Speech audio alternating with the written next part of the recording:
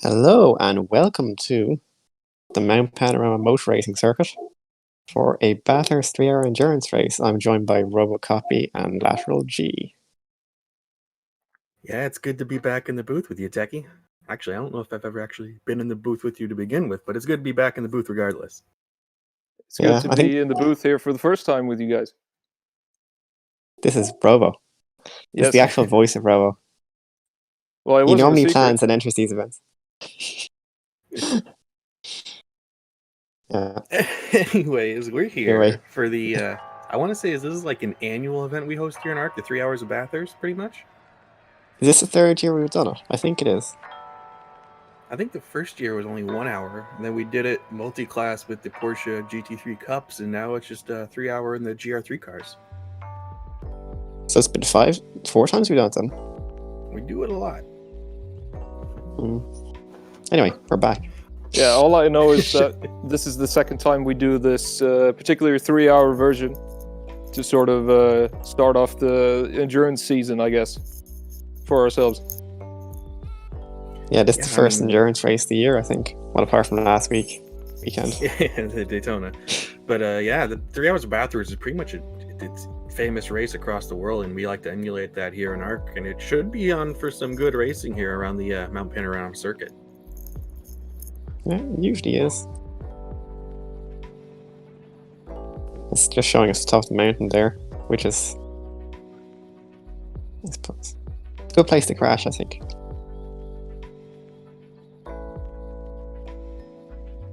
We've just received information that people are stuck on the grid. So qualification might be delayed by a few minutes. So we're just going to be stuck watching these panoramic views of Mount Panorama. Yeah.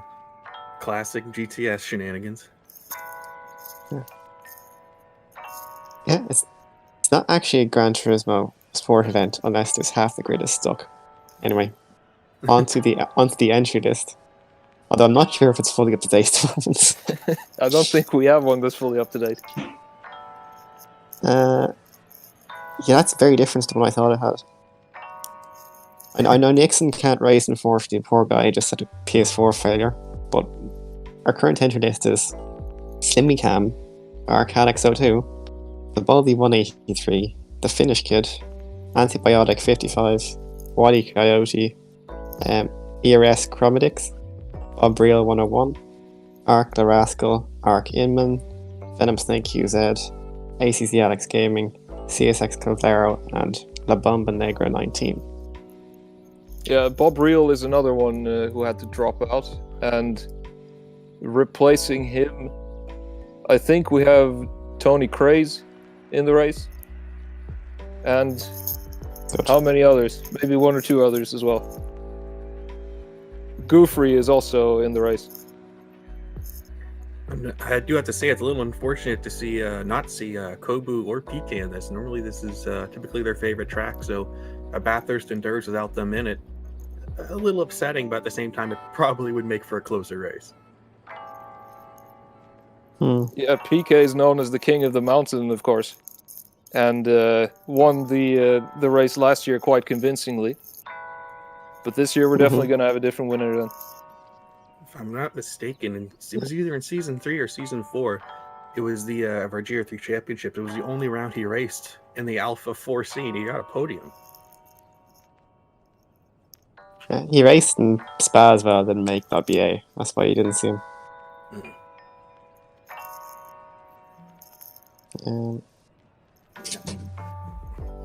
Yes. But he did win Season 3. Sorry, the Season 2 race at Bathurst. Yeah, that was when he was racing the Aston, the man that broke Lemmy's winning streak. Sorry, Mercedes, my bad. Got my head thinking on this year's championships and everyone picking all the good FR cars.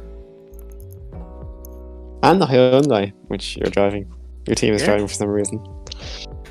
Yeah, the Hyundai. Everyone, I mean, if we're trying to fill a little bit of time here while we wait for the lobby to get itself sorted, everyone's sleeping on the Hyundai, I think. The Hyundai is a solid car. Yeah, I mean... Well, it's solid in the way that it's like an oil tanker. I won't deny that, but I think you're going to see some surprising results from it this season, especially in the hands of some of the faster guys like Inman and Kofi. A gelatinous cube of pure mass burning down the straight. I also terrible noticed... top speed as well, doesn't it? No, it has a fantastic top speed. I'm just noticing in the YouTube chat here that Dan's is wondering whether PK doesn't have the lap record. And actually it does. The one you see on screen right now is from our Group 3 season. But last year's 3-hour race, PK did a 2 minute, 1 second, 0.627. So that's the endurance lap record, you could say. So that's what we'll be looking at today. But that was set on soft tires, which we won't be using today. So we'll see how close someone gets. I'm sure Hanix will give it a go. Yes, he Question will. is, will Inman be using ABS or not? He's been experimenting recently with no ABS. So I wonder what he's going to do. That's interesting. Legend has it, it's a bit faster over 1 lap, but not necessarily over a race distance. Yeah, I wonder how that would affect the tire wear. If you block that one tire, I would think it'd be a lot worse. But you can supposedly brake a bit later without ABS. Supposedly, yeah, but it'd be interesting to see if he can do it here, especially at Bathurst. This track is tricky on brakes, and if he messes it up over the course of 3 hours, that could be an extra pit stop in there. It is mediums, so they'll degrade slower. I think one more interesting narratives, I suppose. We're only running with 1 time tire multiplier as well, so this is really the best you're ever gonna have these tires behave. If you're gonna go for no ABS. What's the interesting narrative, of course, that there's no banned cars in this race. Usually we disallow the McLaren F1 and Ford GT, but that's not the case here. Yeah, I think there is the someone's using the Ford GT. Okay. I don't know about the F1. And personally, I would have wished that the Volkswagen GTI was banned, just because it's so ugly. But I think we're going to be forced to look at one of those today. Yeah, Wiley Coyote has made sure he's racing the Batman VW Golf GTI. Yeah, and Kevlaro is in the Ford GT, I believe. So that should be interesting. See how that pans out. It's going to have a lot of power on down to the chase, though, isn't it? Yeah, I don't really know how that car works, actually. I don't think it's quite as bad on brakes as the F1, but it also won't be as fast on the straights then. Yeah. I'm just after hearing Quali is live. We're going to go to it now. Or at least I believe we are. Slick. Seamless.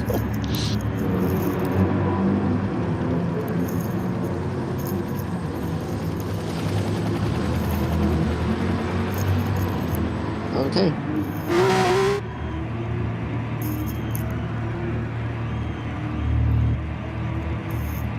And the camera is bugged. We're going to go back to our lovely panoramic views. There appears to be some lobby issues today.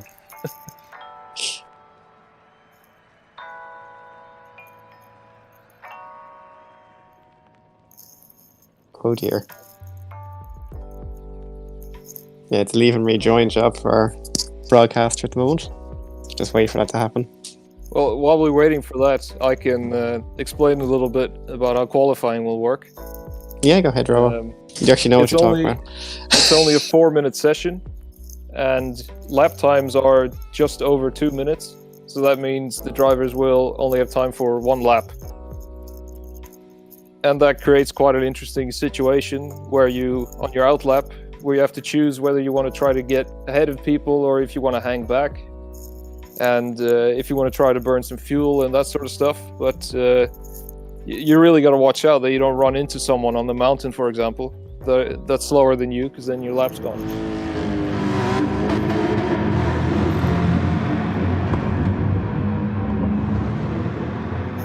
Well, it looks like we're finally back watching qualifying. I don't think any drivers have started a flying lap yet. There's a coming down off the mountain straight, exiting the mountain.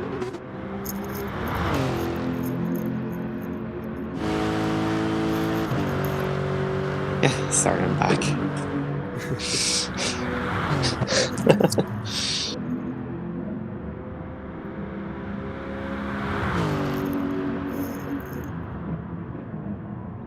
Anyway, so Bomba's out on track. One of the first people out of the pits by looks things.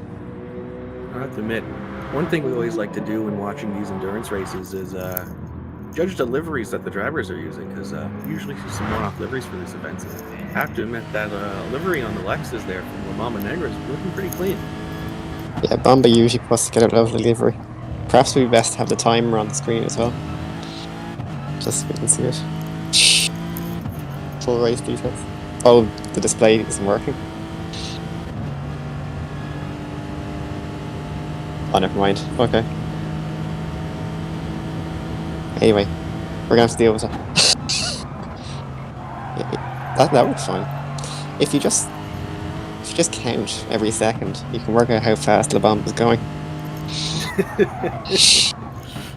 Are we in the qualifying session right now? Or Oh, this is quality is live. Yes, this is qualifying. Okay, how much time do we have left then? Bomba hits the wall there. Is it 5 minutes or 3 minutes? Sorry, 5 minutes or 4 minutes, Robo? 4 minutes in total. Okay. So they're only getting a one-lap flying lap, if I'm not mistaken. Yeah, it's one shot. Bomba did scrape the wall coming up the mountain there, so I don't expect him to go full, but you never know what can happen here. And this onboard just shows how outrageous this part of the track is. Oh, hit the wall there as well. Oh dear. Really struggling with the grip on those medium tires. It's not quite as fast as you would be on those softs. I think it's pronounced medium. I think that's the rule we have to follow here today. Medium tires. And the Mercedes as well.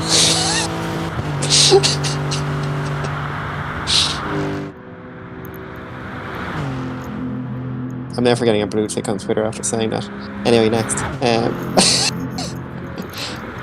The Bomba comes into the chase. Now, one thing I'm noticing here on La Bomba's car is on the spoiler it looks like a Mexican flag. Oh yeah, Bomba's Mexican. I think he is an American account, for whatever reason. He's probably living there, but I think he is Mexican, if that makes any sense. Flag that drivers pulling off, so as we see drivers come up across the line, looks like Inman will take pole position for right now as Nugget Well, so far. second, followed by Kevlaro, Comodix in fourth, Bomba in fifth, and we see Bali come across the line in sixth in the Beetle, as a respect to That's that. the Gulf Beetle. Ooh. And Wiley, it looks like in 8th finish, Kid. Yeah, somebody came in 9th finish, Kid 10th. HCZ Alex in 11th. Let's see what Goofy can do. Who goes wide at the top of the mountain.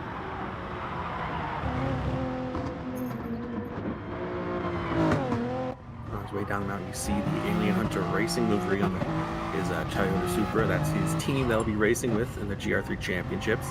That's interesting. We get to see Goofy debuting the livery for GR3 here. So let's hope to see more of them. Doesn't look that fast coming down the mountain.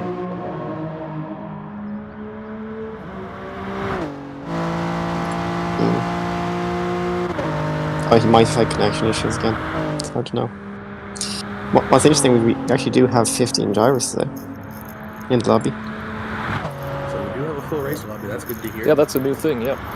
Because Kevin is broadcasting from the game and we're just viewing it all together synchronously. That's how we're actually getting 3 commentators today. So that means we can actually pack out the grid today, which is great. It really helps with the endurance race to have more people. Yeah, we could try 4 commentators next time. Oh, that would go even worse, I think.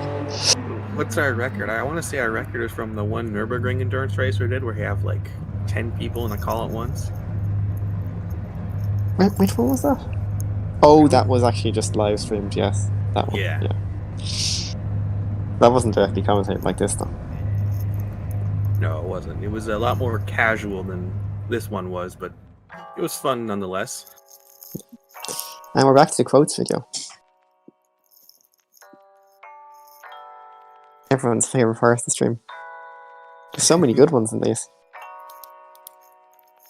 So who ended on pole? I didn't see the results on It time. was. It looked like it was Inman by almost half a second over Nuggy. Yeah. Oh, that's interesting.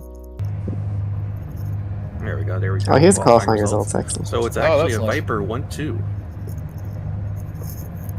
That's the Team Dodge Viper doing very well there. They're not actually on the same team, but sure. There Let's you see pretend. Ford GT third by Kevlaro.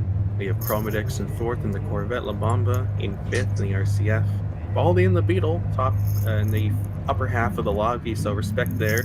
Wiley in the Volkswagen, Slimy in And the other the thing- 12. The other thing to keep in mind is that Rascal isn't on the list here fully in proper position because he was recording the results. So if you wouldn't mind scrolling down a little bit there, stream director, so we can see Rascal's time. Okay. I was told that they left the track, but it looks rather close towards the upper half of the field. You see a lot of drivers in the 203s and 204s there, so we should see some good, interesting battles in the mid pack.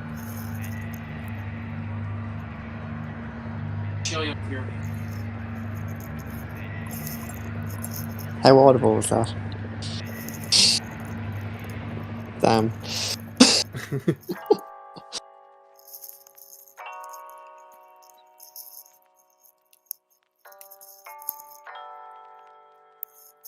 Excellent.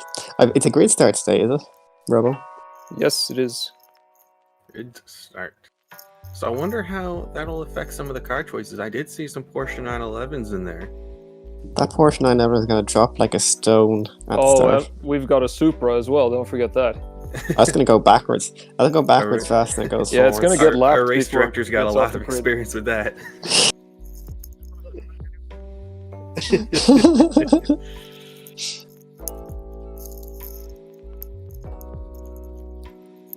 It'd be funny, like, with some of these cars, it'd be impossible to know if they got a bad start or if they're just driving the wrong car, essentially.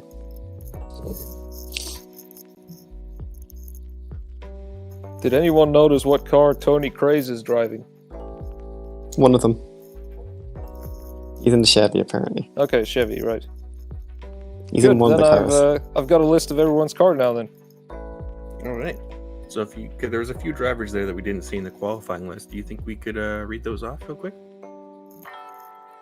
No, because I'm not sure which ones you didn't see. All right. At the bottom of the of the results screen, we will have had Goofrey driving the Supra, Tony Craze driving the Chevy, and who else was down there? That'd be Rascal is also Rascal. driving Chevy. He had to exit. Rascal. So. Yeah, oh yeah, he's probably one of the slowest ones. He was driving the Chevy, yeah. So we're going to have an interesting start because the Chevrolet is a very good start off the grid. It's absolutely ruthless. Yeah.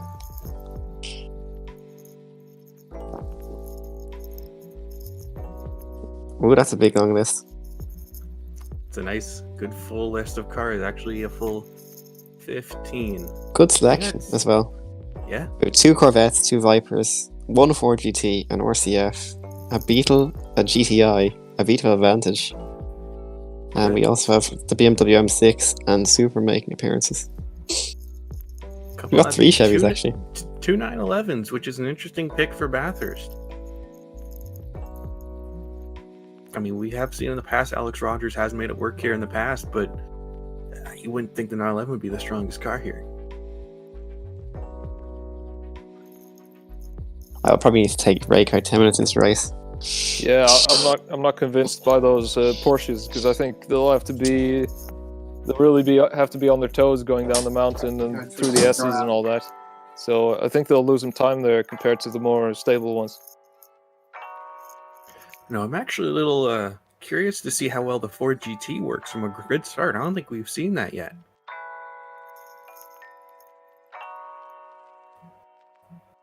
So I'll be curious to see how good the Ford GT actually takes off the line. He's starting in third place is Kevlaro. So let's see what he can do on the line.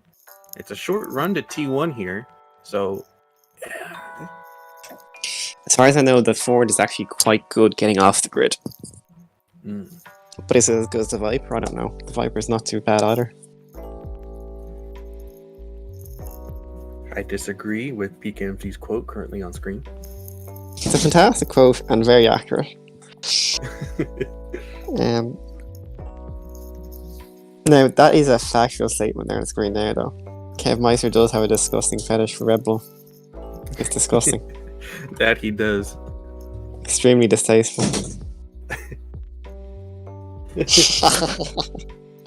Kev is threatening to mute us, but we know he can't. He definitely can't mute me.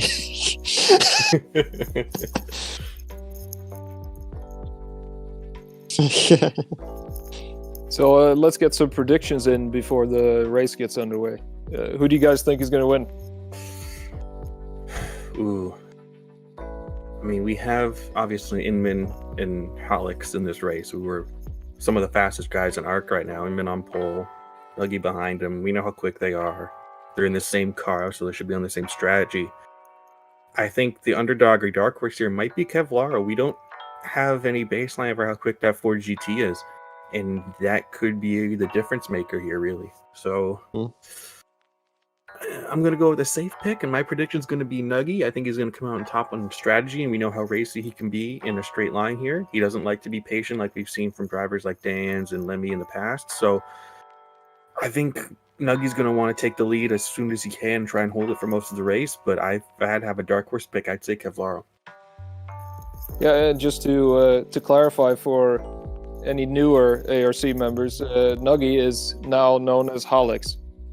Mm-hmm. Yeah, just to confuse us further. Yeah.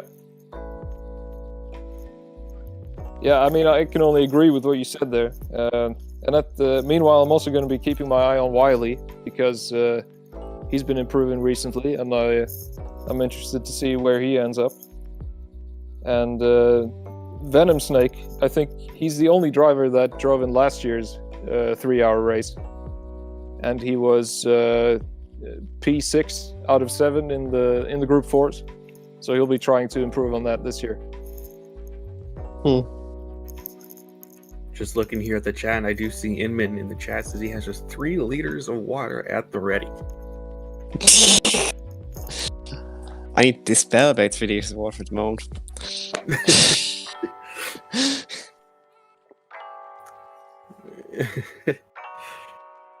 He's looking at sweating this one out. So, do we know how long it is before the race begins? Oh, right now.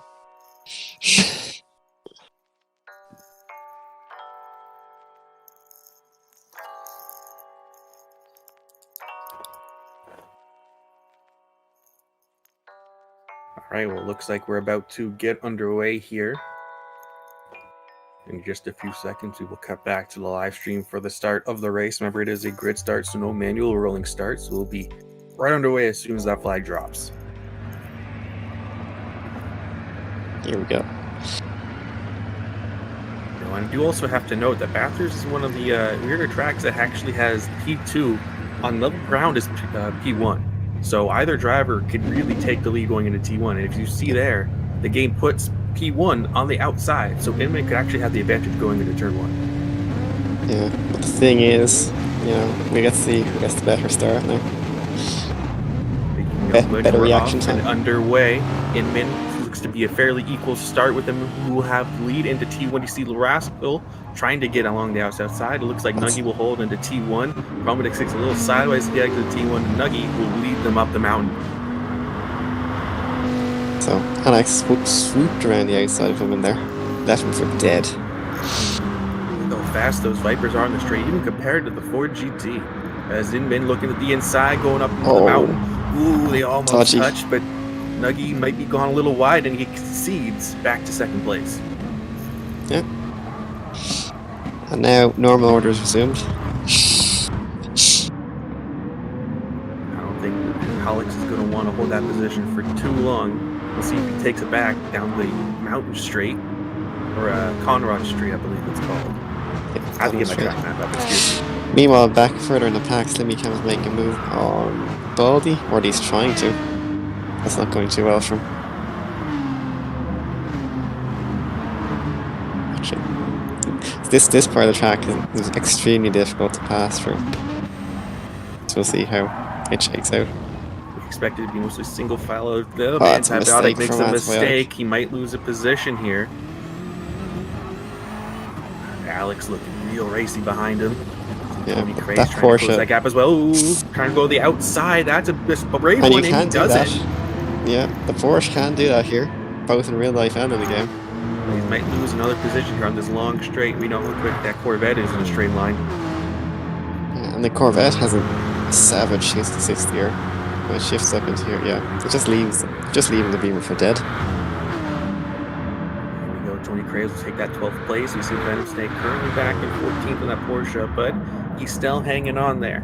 Up at the front, it's still status quo as Inman leads Alex over Kevlaro.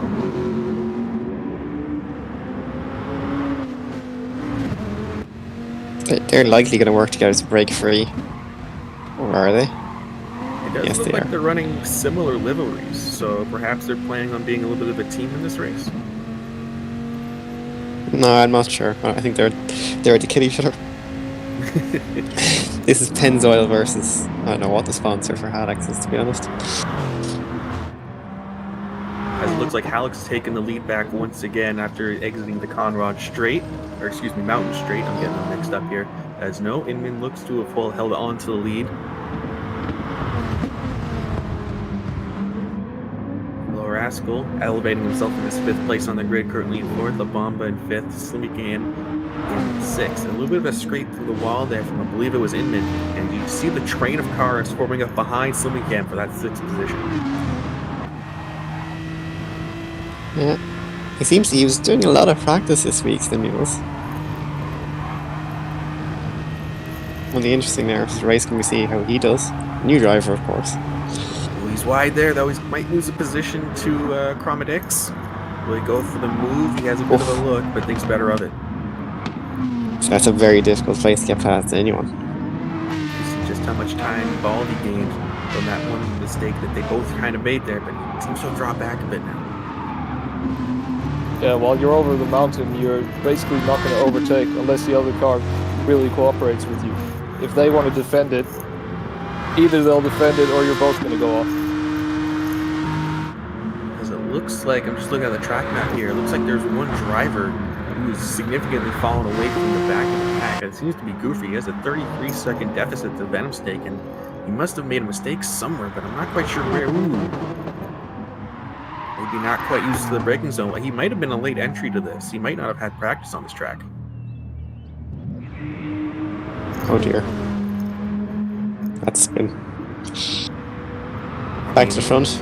Inman and Haddock still bumper to bumper. They seem to have a couple second gap to Kevlaro in 3rd, so the Viper seems to be as powerful as the Ford GT here. Slimmy Cam falling back to actually 12th place. So what has happened to Slimmy Cam here? He's lost 6 positions as he almost loses the rear end and exit a T1. Oh, he missed the braking zone. And Breeze cornered. Ooh, that rejoin. Ouch. Lucky. Very lucky. Yeah, this can be the Narson race, I think. These two just trying to kill each other. Both in the same car. Same balanced performance, same tune. Just different liveries and different drivers. Closer again to that wall at the top of the mountain. Really using every inch of the track to get the most out of those cars.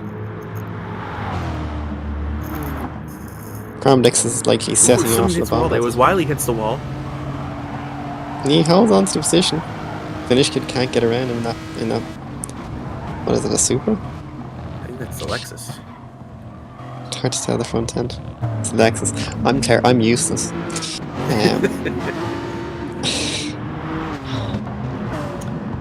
I do see Kobu in the chat here. Bathurst with no loaf. Is this even Bathurst? Unfortunately, yes, it is Kobu.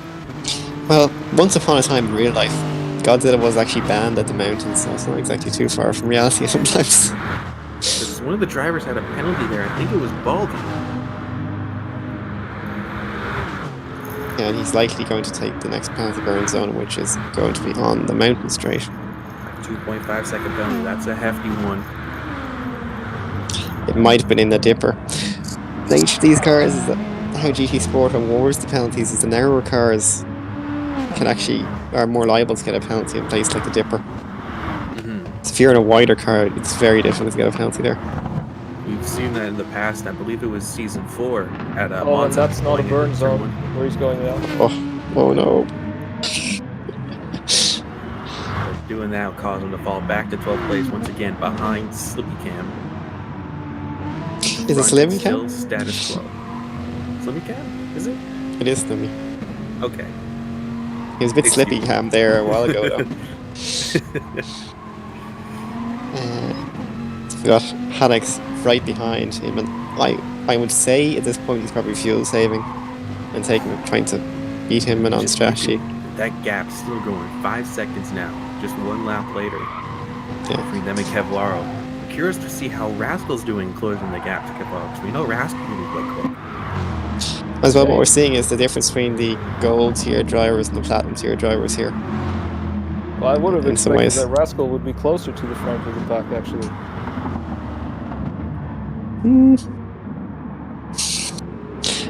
I did beat him here in a race we ran at night a few weeks ago, so Well, I'm sure hard that to was know. a fluke. Sometimes Rascal you is gotta pat normally yourself very on the good back. in these endurance races. yeah. Oh, he's good in endurance races. But is he very good at this on this track in this car? We'll see. I mean, he's not letting Kevlaro get away from him, and he's actually closing on the Ford GT on the straights. That's just how powerful the Corvette is. It's not by much, but a few thousandths on the straight. Well, the slipstream as well. Surprising. I thought the slipstream was reduced in a patch to 0.75. Yes. My mistake. But the Corvette is known to be very good once it hits into 6th gear, so as soon as you get in the slipstream range, that thing will pull. I don't know anything about the Golf GTI. I've never subjected myself to that car.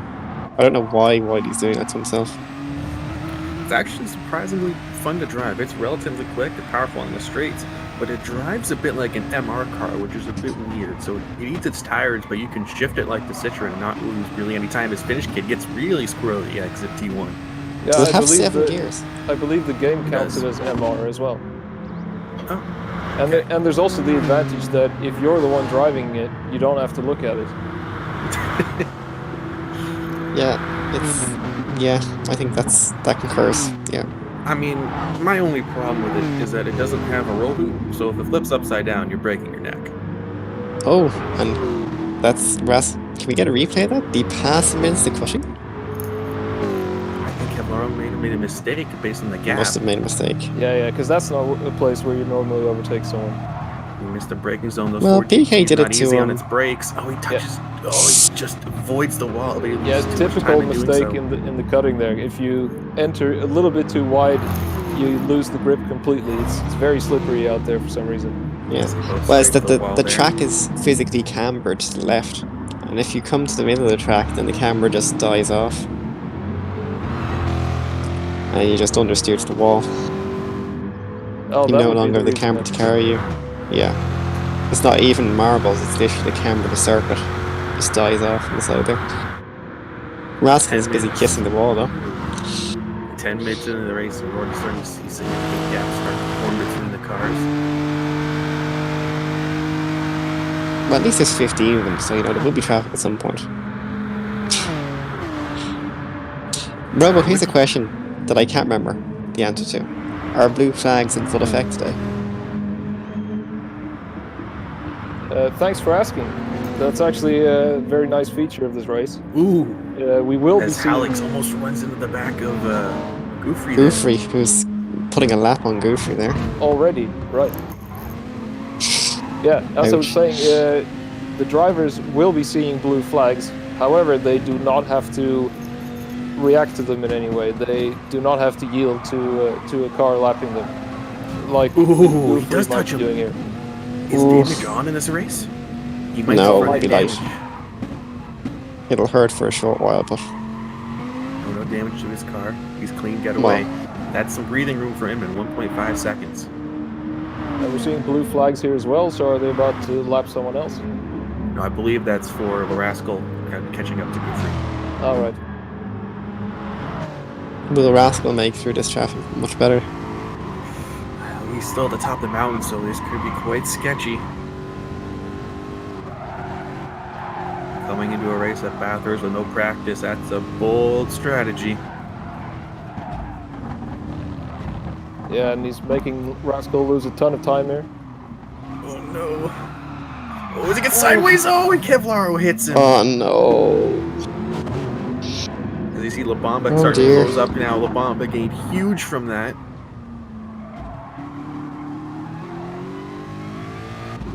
I think we're gonna get a replay of that pretty soon.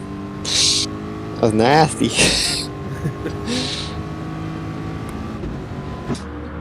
I wonder if he's got back going again. Has anyone else lost any time to that?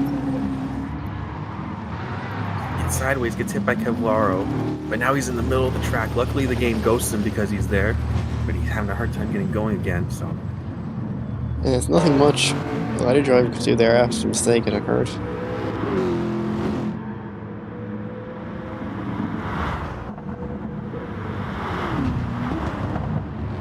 My strings back.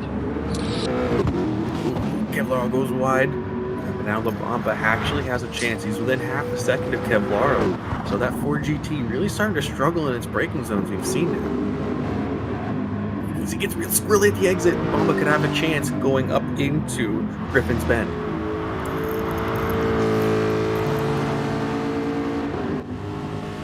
Kevlaro defensive, going to force LaBamba around the outside. Who will break later? I would expect it to be LaBamba, but no, Kevlaro holds on to position. Real close there. LaBamba will stay in 5th.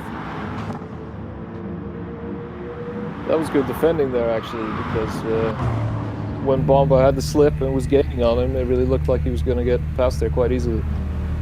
So he came in the pit lane already. 53% fuel, and he's staying there. Is he doing his 5-minute stop already? Yeah, he must be. Don't forget he can do 10 minutes if he wants to, instead of splitting it into 2. Ooh, Rascal up in front, really sideways over the top of the mountain. Yeah, it's not going to help his journey towards the front of the field. Let's see what happened here. On board with him now in the replay. He just touched the dirt. What happened here? Yeah, he just goes a little bit wide. Ooh, but he holds it though. Good save. In the Brizia Corvette. And it looks like Harmonix is starting to catch up to LaBamba now as well. Just saw him in the back of the shot there. We even have an interesting fact about the Rascal say. He's the only driver to have both Pro and Pro-Am ranks. And that's because he's both.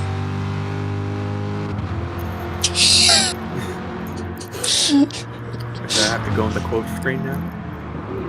Is that a fact? I have to, but we've already done it.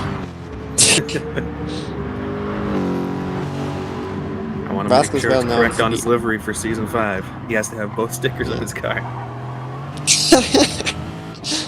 I think we should implement that. I think it suits him. He's actually the only pure amateur driver we have. Yes. No, he's got both ranks now. Yeah, but... Oh, yeah, I see what you mean. Other drivers he truly have is Pro-Am. Yeah. So we have to make a whole new sticker for him. I just stick all the stickers on it. I see May in chat here is asking, are the Vipers actually Merc F1s?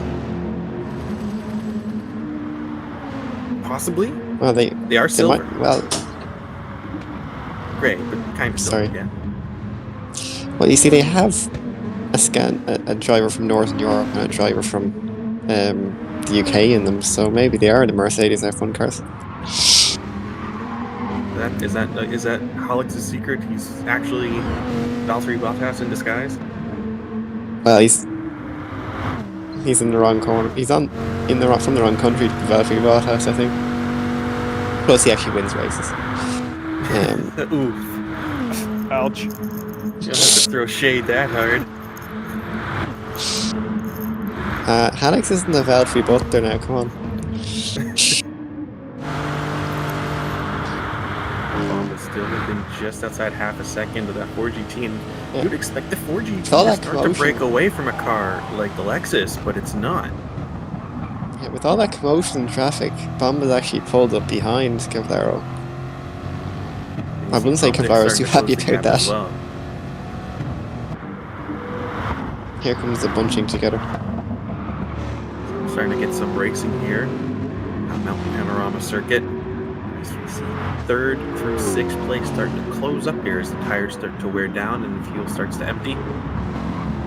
And over I'm gonna 17 minutes have elapsed. I'm gonna have to step away briefly, but I'll leave you to lateral. Next 5 minutes or so. Right. Looks to be fairly status quo there going up the mountain straight as they head towards Griffin's Bend. You can see 9/10 between Rascal and Cavallaro and just under half a second between Bomba and Cavallaro. Bomba can't quite seem to close the gap to Cavallaro here to try and get that position on either of the straights, really. It's just that 4GT is powerful enough to maintain the gap, even though Bomba has a slipstream. But it looks like they close right up to the back of Rascal here as they're going up the mountain. So perhaps Rascal's starting to struggle on his worn medium set of tires. Well, the tires shouldn't be much of a problem yet, actually, because we've got such low wear. I think it's rather just a lapse of concentration, maybe, from Rascal. Cavallaro is right all over the back of him now as they start to head down the mountain through the dipper. Yeah, Rascal's going to have a problem on the next straight now. Cavallaro lost a little bit of time there trying to push the car a little bit too much going down through these twisty turns of the mountain. Let's see if he can gain it back here. We'll get on the throttle sooner, but he's in the slipstream now. So let's see just how quick this 4GT is in the slipstream as they head now to Conrad Straight towards Chase. Oh, you can just see how quick that car is in the slipstream. That's a 10th gain, almost 2 tenths gain just in the slipstream alone. Rascal goes defensive. Cavallaro looks to the outside, and Rascal actually moves back to the outside as we see on the side of the screen. Halleck's actually making his pit stop, 21% fuel left in his Viper. So he's possibly going for the undercut on Inman here. So we'll see what that can do as Cavallaro still right up on the back of Rascal for 3rd place.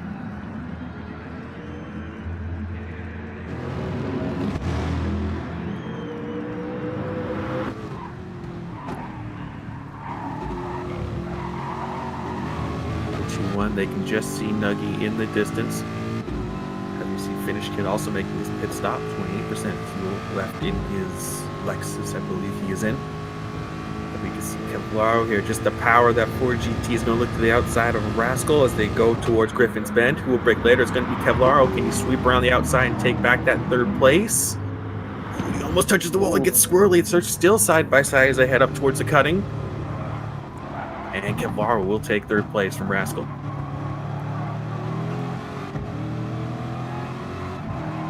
It's going to be interesting to see where La Bamba actually falls into all this as Cavallaro scrapes the wall, loses a bunch of time, but La Bamba is going to gain the most from this as they keep battling, and even Chromatics behind.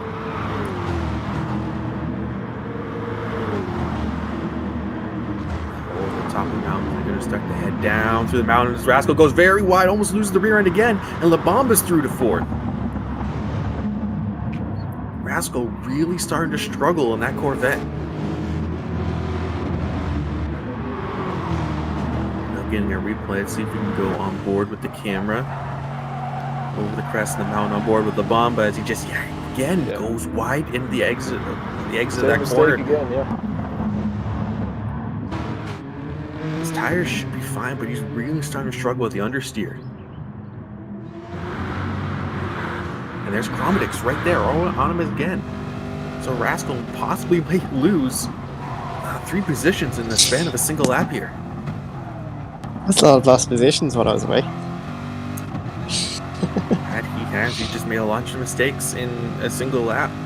As it looks like Cavallero's going to make his pit stop as well as Chromatics. Let's see what they can do here in the pit stop. I don't think we've seen the other Chevy drivers have problems in the same way as Rascal, so I don't think it's the car, actually. I did see there, just as Chromatics made his pit stop, he said he had 5% fuel remaining in that Corvette, so he's really been pushing that car. Yeah, perhaps he doesn't know the shift point of that car, because that car shifts extremely early to be at its optimal pace. I believe it's around 80 to 90% revs is where you want to shift it. Which very similar to the Viper, actually. It's you want to shift it early to get the most out of it. The Corvette shifts around 50% on the rev limiter at optimal peak speed, and you can actually go earlier if you want to fuel save. No problem. And it's barely affected by short shifting. That's its whole thing. Because its low RPM power is extremely high. Around 30% or something. Yeah, it's ridiculous. That would also explain why it gets off the line from standing start so well. Yeah, that's exactly why it does. The power curve at the bottom is all there. Of course, it's normally aspirated. Kevlaro actually falling back to 5th, and out of the clutches of ACC's Alex. So I think Kevlaro made a mistake somewhere to lose that much time to Alex. Yeah, after not especially convincing start to race, Bomb is right up the 3rd position. Alex currently the highest placed Porsche 911. You wouldn't expect the Porsche 911 to be closing on a Ford GT at Bathurst, but here we are. Yeah, it makes me wonder if the Ford GT has been recently nerfed. However, it's supposed to be able to do some very strange things on fuel, so we'll see how that pans out throughout the course of the race. Yes, and now we'll soon get to see where Inman comes out in relation to Alex. Actually pits on 0% fuel, so it's going to be a longer stop. Bomba There's will Alex. with him. Final turn? No, first turn even. That's he's T1. easily ahead. He's easily jumped in. And that's the power. The pit lane here is extremely short. It's like nothing. So an overcut is going to be extremely powerful today.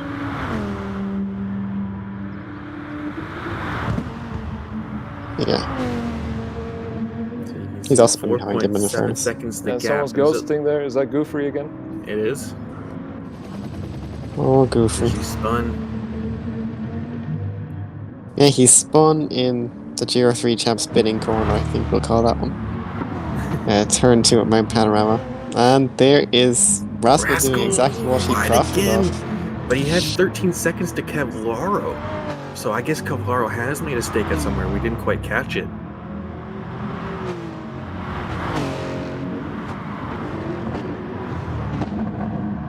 The bomb was also taking his stop. Oh, so that's why he was in 3rd. You can tell I stepped away at a very important time. Yeah, so we have a bit of a pack from 3rd place down to 7th that are quite close together on pace. Yeah, it's going to be very interesting how that shakes out.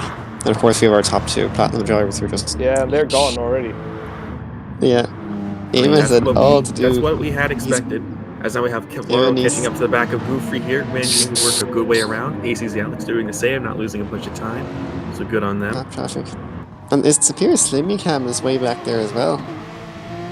If we go back to him. Oh. Well, he's there with him. Goofy. Well, Slimmy did his long stop, of course. So he's going to be laps and laps behind. How the rest. is the Porsche catching up to the Ford GT on the straight? Slipstream. Quite significantly at that. However, I would say at this point Kevlar is really trying to feel safe. I would expect so, yes. That car does hit the rev limiter and drink fuel, I would say. That's probably what he's trying to avoid. Alex will make his pit stop. We've seen the undercut, or is it overcut or undercut at this point? I believe it's an undercut. Ooh, it's Rascal once again makes another mistake. No, that was like, never mind. That's also your explanation there, that Kevlaro is heavy on fuel and Alex was very light at the moment. Ah, yes, true. Kevlaro has pitted, right? Yes. Yes. Okay. So Rascal there a bit earlier showing the London internet connection that he so loves.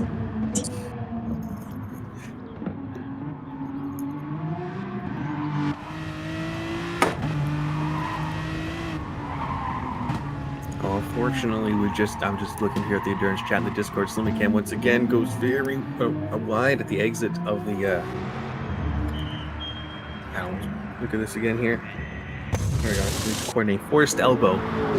Excuse me. My not quite too familiar with Bathurst. As I was just saying, Slim Cameron, as he was on his long stop, he did have hosted an AMA in the Discord, but unfortunately we missed it. We're great looking. Yeah, and he's done a 5-minute stop, so that means he has to come in another time and do the second 5 minutes. Mm-hmm.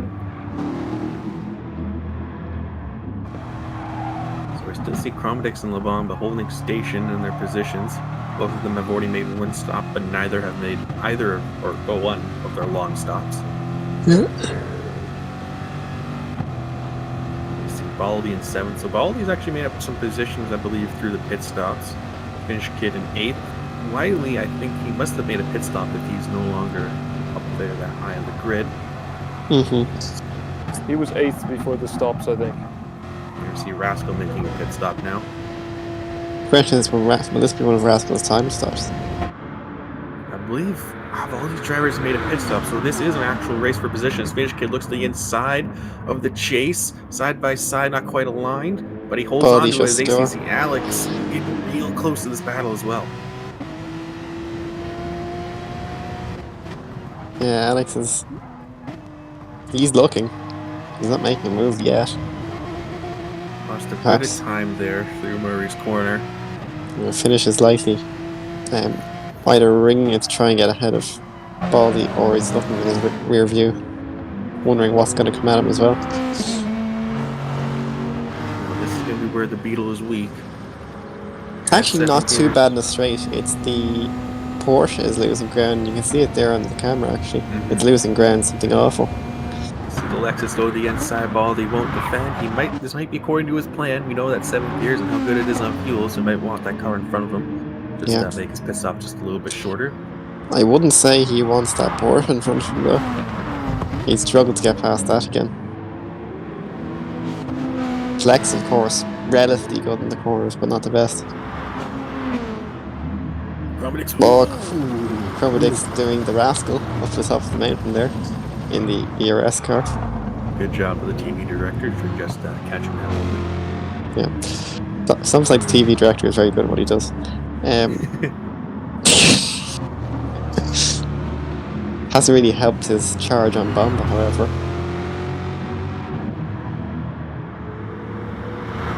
Actually, in range? Chat, Kobu has said that Alex can relax against the front and have it pitted, but I think they would have had to at this point unless they're extremely fuel saving, which they have pitted. So yeah, this is a race. Kobu, what do you want now?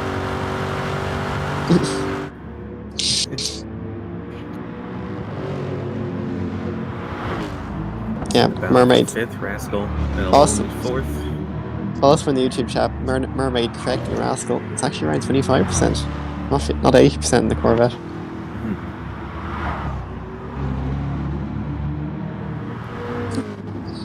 Kevlaro, as you see, has now elevated himself back up to 3rd place.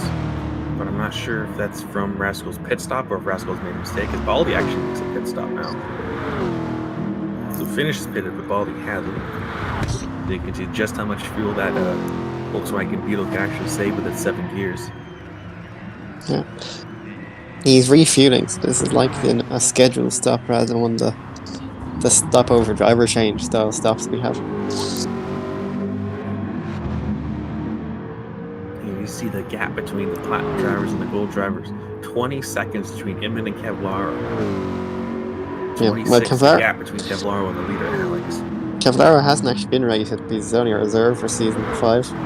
But Rascal sideways over the top of the mountain there. Rascal, however, is a gold tier driver.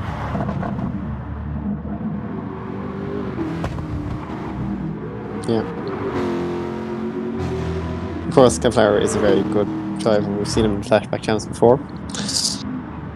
I got to race him a few times actually on track. He's a good guy. I'm looking at the chat here. I see Bad Guy Callie asking what happened to Tony Craze. Unfortunately, I'm not quite sure. I believe he qualified 13th overall, but I'm not sure if he's taken his long stop yet or not. Yeah, Tony Craze is somewhere in the grid. He's in 11th. Doing quite he's just outside the top 10. Although he's quite far away from Baldy at the moment. I have to admit, I like that helmet design though we just saw there. That was clean. Tony knows how to do a bit of graphic design on GT Sport sometimes. He also drove my livery in his rookie series test. I'll always remember that. It was like having a doppelganger in the group. So he had two sideways there, but he's actually two pink Chevys.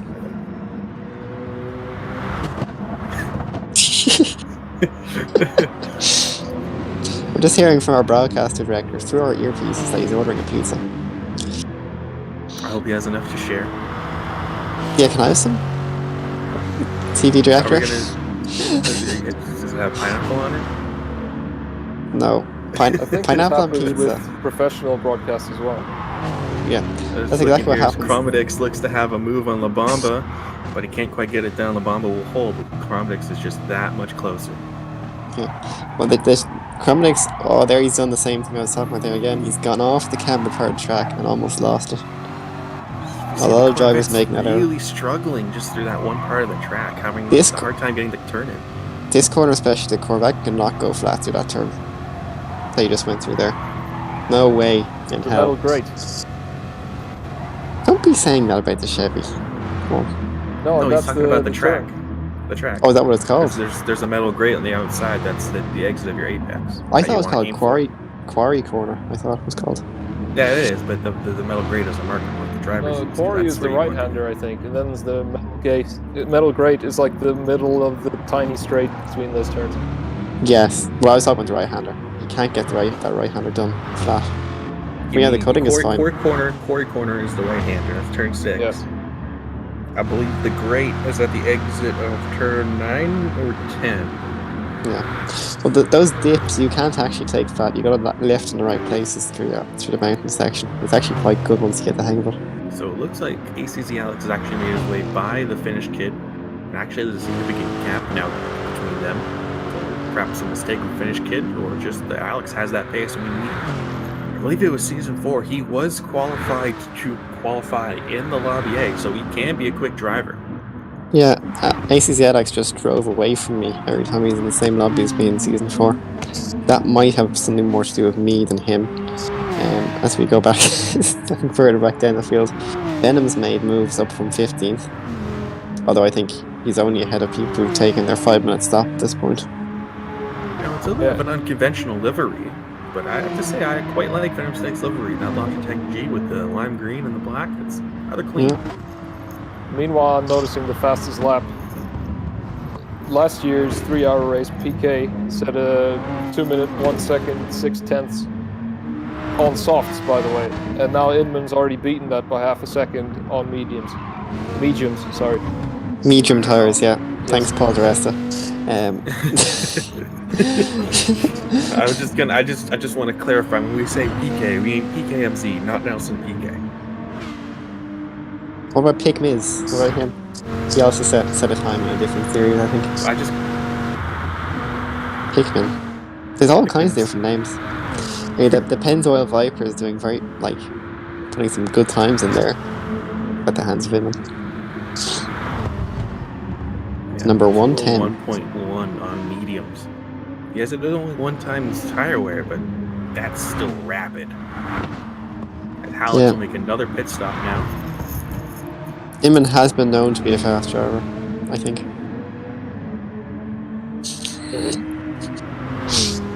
So I think the gap was about 6 seconds now as Hallex went in. So we'll see how that develops after Inman does his. Because they seem to be out of sequence by, was it 2 laps or something? Yeah, we'll see how Inman does this one now. I think it depends on if Hallex might be coming out into traffic here if we look back to Hallex now. Yeah, there was some lap traffic ahead of him there, so that might actually help Hallex a little bit. I believe he was catching them. You can see him on the track map as they're going up through the cutting now. That's not where you want lap traffic in front of you for. Oh yes, Inman needs to pit out of that, else he'll get held up. Oh, this can get very dodgy. Coming to the this is here. what we've been waiting for. Seconds between him and Hallex. Let's see how much that gap drops with the lap traffic in front. Well, I think Hallex is also coming into lap traffic as well. I might be wrong though. Mightn't even be lap traffic, might be Rascal. Just Yeah, oh see boy, how he's much losing time here. Ooh, Oh, there's Goofy you in see the wall. Is that Goofy Oh, or is that Venom? Venom? It was Venom. It's Venom. Venom touched the wall. Car goes I- to Inman, still having a hard time getting by Slippy Cam. I can see things. They just understeered into that wall. Luckily, the game ghosted him, so we didn't have a big pile up coming down the mountain. And there we see Inman working his way by his Slippy Cam, but now he's up at the back of Goofy, and we've already seen now the gap has dropped roughly half a second. Ooh, Goofy. Goofy yields, it appears. And Slimmy's going to go right around him. That's a passer from his position. That it is. Slimmy absolutely mugs. Now remember, Slimmy Goofy Cam has there. already made his 5 And then second he stop, or pits. 5 minute stop. He makes that overtake and then pits. What a man. And remember, Slimmy's already taken that 5 minute stop, but I don't think Goofy has. Yes. I believe so. Just want to say hello to Charles TT in the chat. So that's an inspired overtake from Slimmy. Straight into the pit lane. Track position before you enter the pits is that's what you want. So, also that's Chromatics actually taking that position from LeBon. Let's see as we get the replay coming down the Conrad Straight and just the power of that Corvette. Bomba looks to maybe try and take it back, but 3-hour race, he's gonna wait for it. As Inman probably hasn't pitted now because he's gotten through the traffic. He might not have to, and it looks like the gap opened back up once Alex actually caught up to all that traffic. As we see the blue flags now for Kevlar and Rascal, the drivers in front of them.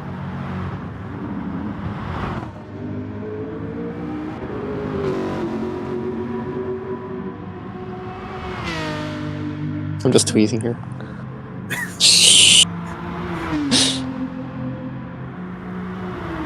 Get the live Twitter going, you know? And we got a yellow flag somewhere. Someone Yeah, that's a spun driver's by. spun right there. Who is that? Is that Venom? It might have been Venom. Oh, Goofy. Oh dear. Well, there's always the next race, as we say. Oh, he It's the did a gravel. rascal. Not just, I've seen that in the real Bathurst 12 hours. It doesn't end very well a lot of the time. Fortunately, we have the damage model of Gran Turismo and not Burnout.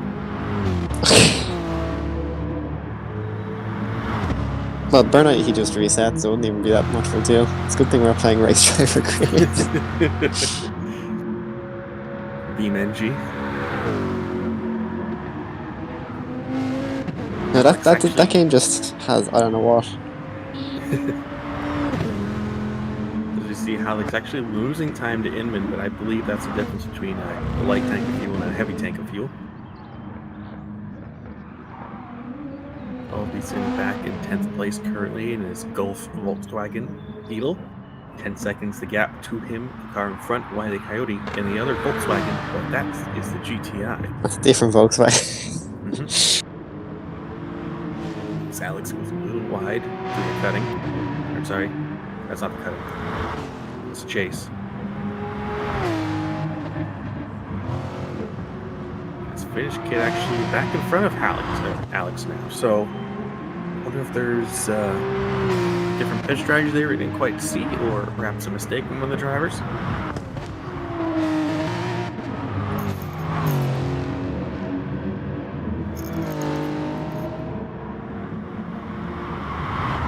Just over 40 minutes into this 3-hour race. Currently, your leader is Inman, followed by Alex, Kevlar, Razzo, Chromatics, Labamba, Finish, ACZ Alex, and that is your top 8. We have Wiley in 9th, Baldy 10th, Tony Craze in 11th, Antibiotic in 12th, who we haven't seen a lot of this race, but he's, I believe that's the South, is that the South African flag? Yeah, Yeah, that's the the South African himself in 12th place, Venom Safe 13th, Silicam in 14th, and Goofy in 15th. Yep. Antibiotic in the M6. He's about to get lapped by Inman here, currently Yep. on lap 20. There's of course no shame getting passed by Inman because you know. You can't. It's in it.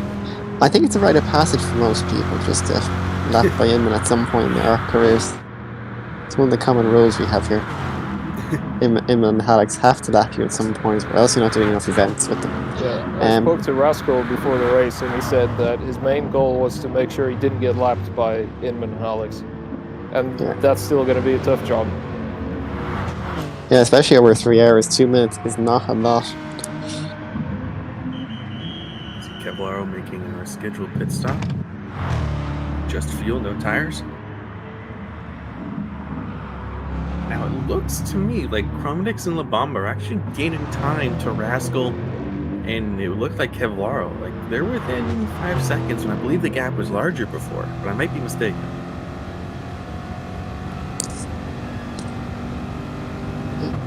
Of course, it's early morning here, 5:30, and that's why we got this. It's worth wondering are any drivers having issues with visibility coming over the mountain? It's not very easy to see through that section of track with the sunlight right in your face. I don't think many of the drivers in ARC have HDR monitors, so I don't think it's that bad. Well, still difficult to see. It can be at times, yes. Just blazing sunlight in your eyes. Of course, it's not really actual sunlight. It's not really that bright, but sure. You know, it's all that counts, especially through here, through the skyline. Inman will actually open up the gap even more to 12.3 seconds, but he's really trying to drive that car till it's emptying on fuel. It didn't work for him last time. Will it work for him this time? However, it is safer. That's the other thing. He's staying out. Is whether he might be trying to do one less pit stop than Alex over the whole race. That's true. Two different strategies in the same car over the course of 3 hours.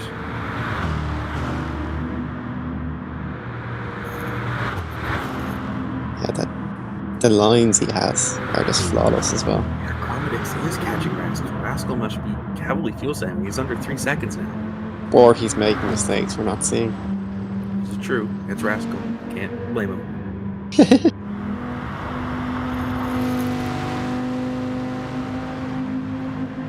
And Wiley's back up to 8th position. As they all make a pit stop now, La Bomba saves 13% fuel compared to Rascal on 5 and Chromedix on 2. So Bomba could gain a lot of time here. However, they are in different cars. That's true. I think everyone's double stinting their tires as well. I wouldn't be surprised if we could see some triple stints based on the wear that we saw earlier. Well, it is 1X on medium tires, so we'll see how long that takes It to looks actually... like Bomba came out ahead of Chromedix, and Rascal's still in the pit stop, so Rascal's doing his 5-minute stop. Yeah, I wonder if Rascal's looking to come for an interview. They dropped me a little hint for him there. Yeah, I wonder if he's listening. Now, what's interesting to me is La Bomba came out ahead of Chromedix on the pit stop, but Chromedix is ahead of him, so just how much torque that Corvette has at the exit of the pit lane, I guess it makes a difference when it's that close.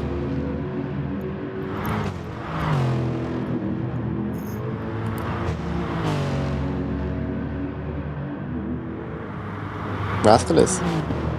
Oh yeah, why not? Yeah.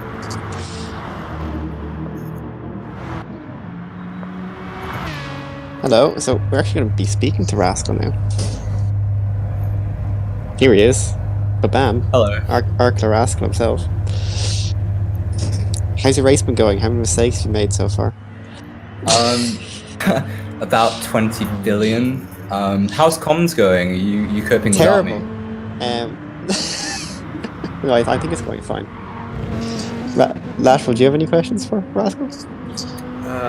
How's the Corvette going up the mountain there? We've seen you make a lot of mistakes a few times, going wide, almost losing the rear end at the top of the mountain. Are you perhaps regretting your choice a little bit? Me being rubbish. The Corvette's really nice, but I'm a bit of a pleb, so yeah, just not quite in the zone at the moment, and that's why. I mean, I knew Hallex and Inman would be gone, but yeah, I didn't expect the fight for to be... So challenging. Well, I mean, Kevlara's got pace. He's got a lot of Mhm. pace in that Ford GT, so... He's not a slow guy. Yeah. So is your No goal to question. not be lapped still on at the moment? It's not looking good, is it, right now? Because it's, what, half an hour into the race, and I'm, like, what, 30 seconds off the race lead? It's... No, you're 45 minutes in now. 45. That's great. That's great. Yeah, the goal is not great. It's not looking good, but well, I just have to get it together. I think. Maybe you should just forget about not being lapped and instead aim at the third position, because I think you can still get that. Yeah, I think so too. But I just have to start not making mistakes and driving well, which is quite hard. But Yeah, you know. not doing a rascal at McPhillamy Park. Yeah. Did you see my moment at the top of the mountain? I almost lost it. Nope, we saw both. Well, we saw a Yes. few, yeah. Oh, there we go. Well, the I cutting hope wasn't very you- good. I mean, I'm hoping it's good footage for you guys, because that's what I'm here for. Alright. Another question for you. What are your I think your he has to thoughts go. on being the only Pro-Am, and Am driver in ARC? Sorry, what was that? What are your thoughts on being the only Pro-Am, and Am driver in ARC? Hey, you're all three. Yes, and Thank you. I think you need to go back to your car I'm now. doing a 5 minutes, so I'm gonna go. But thanks, Yeah. thanks guys. Best of luck. Yep. See you on the other side. Good luck. Go get that podium. Bono copy there with the final message. Well, Miracles do happen, mate. While we were doing that, looks like Tony Craze is also taking one of his 5-minute stops, and we did see Inman make his pit stop, who's now back behind Hallex.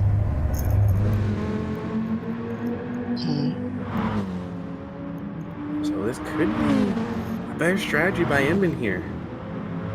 Yeah, so he gained 1 second by doing that. Yeah.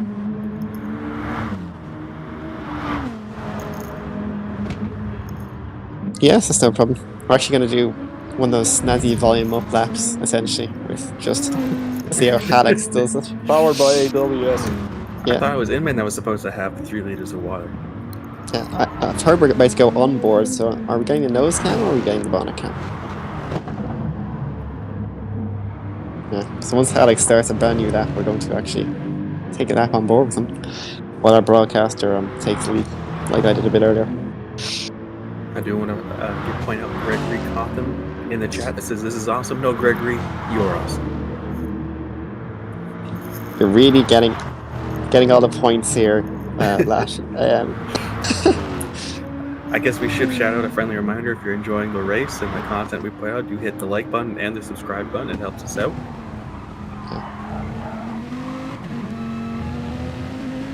Of course, we're going to commentate over this. So, All right, so here comes Alex.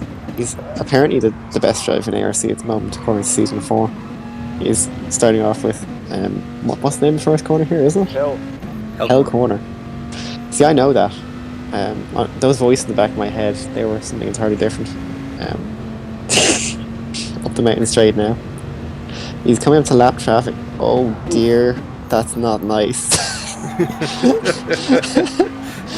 He's not having a good time on this guided lap here. that's a quote for the quote video if I've ever heard one. And he's going to show you how you use the camber here, sticking nicely to the inside. He works his way up now through I've had to mute corner myself, here, by the the way. right-hander under the Fujitsu sign. Now turn 7, turn 8, and now And that's a turn metal 9. grate here. There. Rock Hollow, now through Solomon Park, now through turn 10 McPhillamy. Top of the mountain, and now they're going to head down through the skyline, which is turn 11. Yeah, under the bridge, brake on the bridge. Kind of do some weird cadence braking through here, and then into the dipper. Needs to go on power as soon as he possibly can. Well, if he can hold it.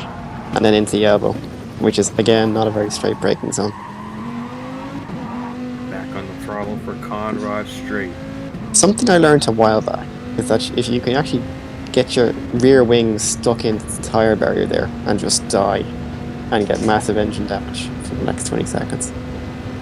I don't recommend trying it, but you can do it. Here comes up the braking zone for the chase, braking just after the 150-meter board. Take as much curb as you can on both sides, back on the throttle, under the Armor All Bridge, and one more corner to go, Murray's Corner. Yeah, this is a very clumsy corner. I'm curious how much curb he takes. Yeah, he totally avoids it almost, and just clips at the very end.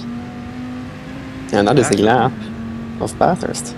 Yeah, I noticed that he's really not doing a qualifying style lap or anything like that. He was particularly conservative going through McPhillamy Park, I thought. He stayed quite a lot inside the exit curve there. But I guess that's the luxury you buy yourself when you're a fast driver. You don't have to go 100% all the time.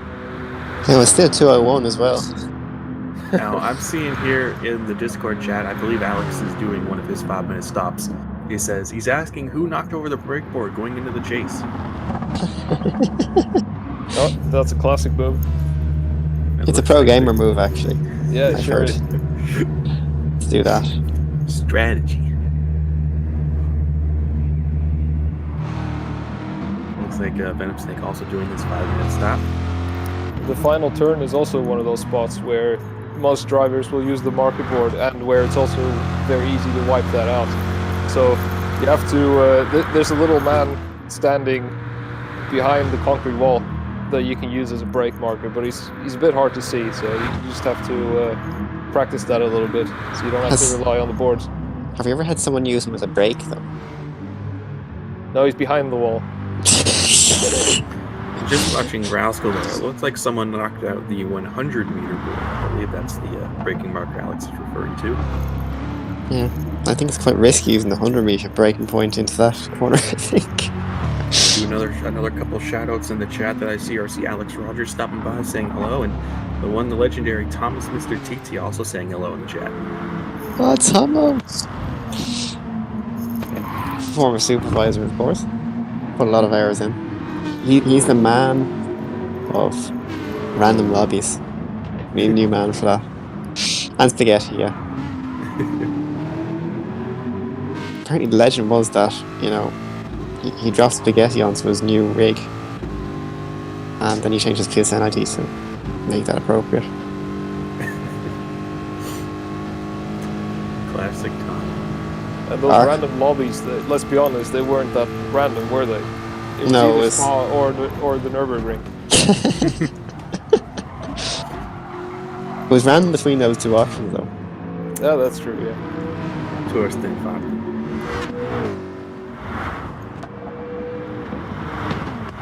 Oh, there we go. Watching Kevlar here catch up to the back of the Slimmy Cam. Some lap traffic in front, but once again, lap traffic does not have to obey the blue flags. They're clean the race. Slimmy can defend as much as he likes, and we'll see how this plays into Cromdix here. Although Cromdix has lost quite a lot of time, 10 seconds.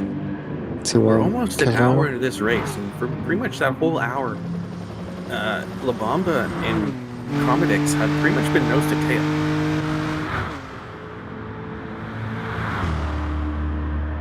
Yep. Of course, Rascal, he's a lap down, a number of laps down because he did his pit stop, or one of his mandatory pit stops. The question is whether people are going to do it into 5s or 10 seconds. It looks like everyone's done 5 so far. I haven't seen a single driver do a 10-minute stop, but that doesn't mean they won't. I'm surprised they're doing them so early, actually, in the race. Because I would personally be saving them for maybe when 2 hours have gone by or something, so you get a nice break and you can refresh a little bit. Yeah, is that because you want to lead a lap, though, as well, Robo? Oh yeah, true, yeah, that also works, yeah. Wiley did that at the Spa 2.4. As long as you're just the last guy to do the launch stop, then you can lead the race. Yeah, I mean, he led his class last week as well, with a quite dramatic finish. I wasn't involved in that in the slightest. Wiley's been doing a lot of practice recently, apparently. New wheel, new driver almost. Same liveries though, which is the important thing. I'll be racing against him. He's also in the bronze class, so yeah. Head to head between him and I. It'll be interesting how the lobbies actually shake out after qualifying.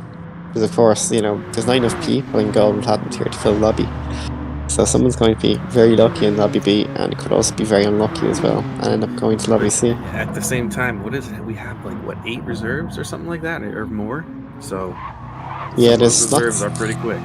The slots for around 6 drivers, I think, in reserve for each race this season. So it's going to be interesting to see what happens here when Rascal gets closer to Wiley, whether Wiley is going to be annoying and defend the position, or if he's going to be smart and just back out and not lose any time. Well, I defended the position against Finish Kid last week, and that worked wonders for me because he felt he had the pit again. But he had shot tyres as well, so he kind of had to. We see Alex getting up to the back of ACZ Alex. I believe Alex has done his 5 minutes. That one was he just goes straight on through the ACZ cutting. Alex right into the wall. That's actually a left-hand turn. Someone should tell him that. It looked like his car didn't turn at all. If this was real life, I'd probably argue that was a mechanical failure. Well, it might have been a wheel failure. It just understeered. And then it just kind of went straight. It's like he accepted his fate. Interesting. I'm surprised he didn't handbrake his way around there and try to get out of it. But in fairness to him, we avoided blocking Alex, so that's probably a good thing. Alex has a 7.7 second gap to Inman, so as he makes the pit stop now. So the 2 different strategies. It's going to be interesting to see how this ends up. Almost an hour into this race, and so far I want to say it favors Inman if this is Alex's pit strategy.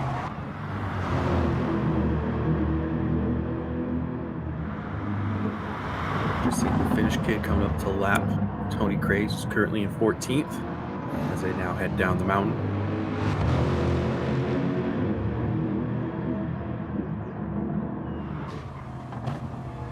You see Goofrey just ahead of them both.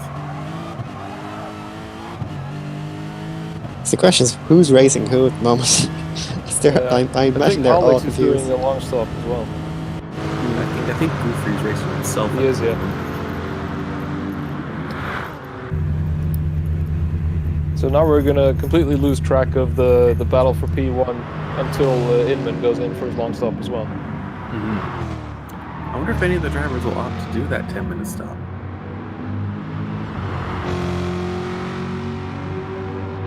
Yeah, maybe Wiley again then. He was the last man to stop last time. Maybe he's going to do that strategy again.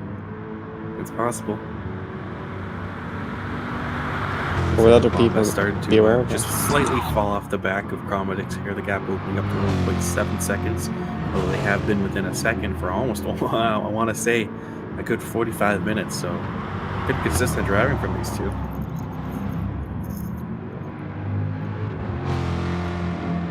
So who blinks first? Well, I suppose Haddox has already blinked. So the question is, does he get stuck in traffic?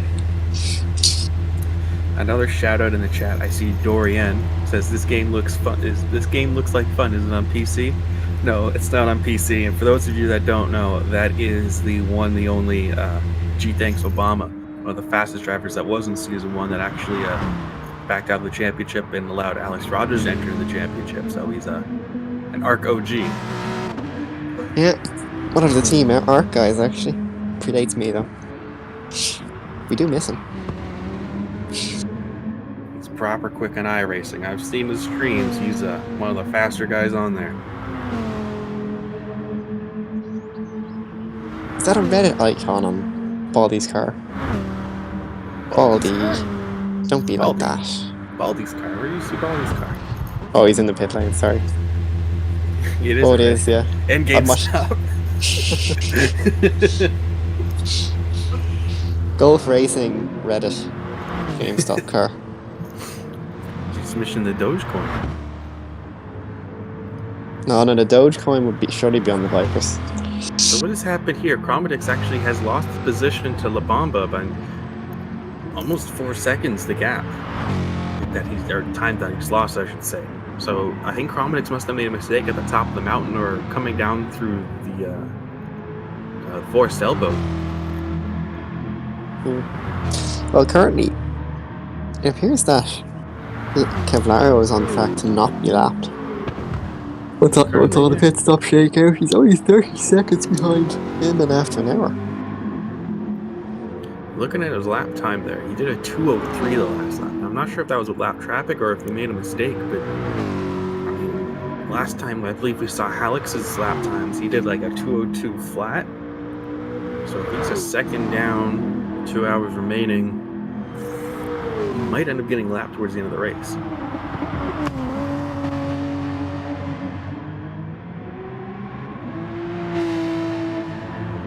I think it's inevitable. Everyone from P3 and down is going to get lapped. Most likely. Multiple times, maybe. Zane's Aviana makes a mistake going through the dipper.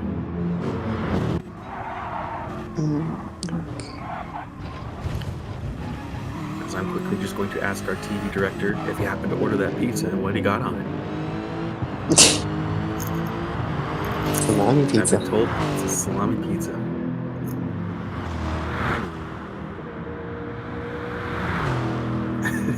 Oh, I'm hearing he got pineapple on it as well. Good choice.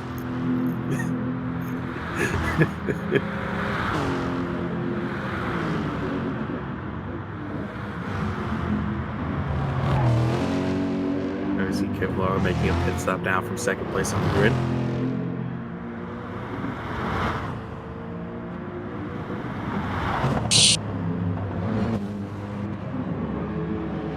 Bamba getting a big slide on there to the exit of Murray's corner.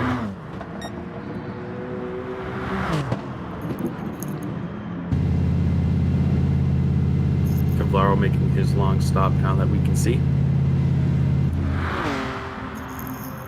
Wiley currently up to 6th place with everyone making their intermediate and long stops.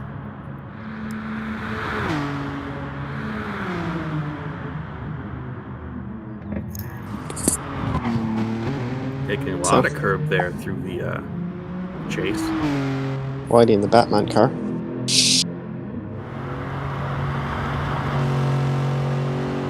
It's a Batwing. It's a Golf Batwing.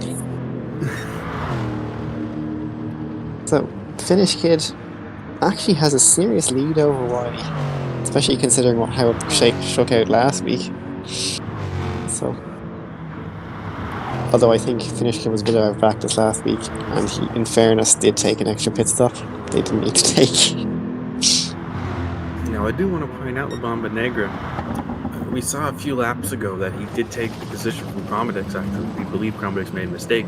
And that gap at that point was 3.7 seconds, and it's already down to 2.3, so Chromadex does seem to have slightly better pace than Labamba, or Labamba is just starting to make mistakes now that we're over an hour into the race.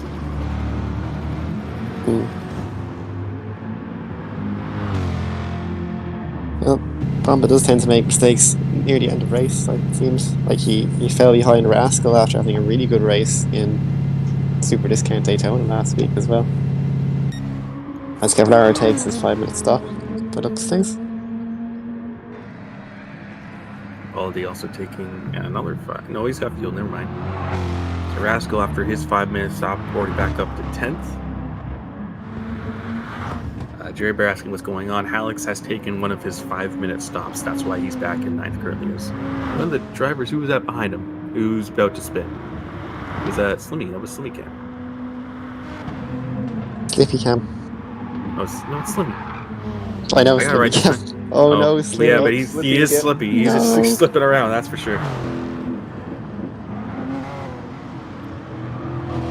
Oh, Mermaid, you fell for it. Looking at chat. Just told me it was a PS4 exclusive. He knows Mermaid. Oh no, what have you done?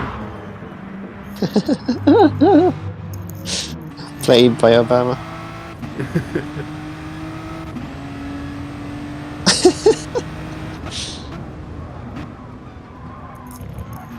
We got Nixon in chat as well. Poor old Nixon, we feel so bad for you with your PS4 having issues. Hopefully you can get it repaired for next week. That's the main thing. Yeah. I was getting a call from a race director now asking for F's in chat for Nixon's PS4. So I'm typing it. Here we go. F. See that? F. F is in the chat now. Confirmed. Now, one thing I do want to point out, it doesn't look like Inman is really gaining on La Bomba Negra here.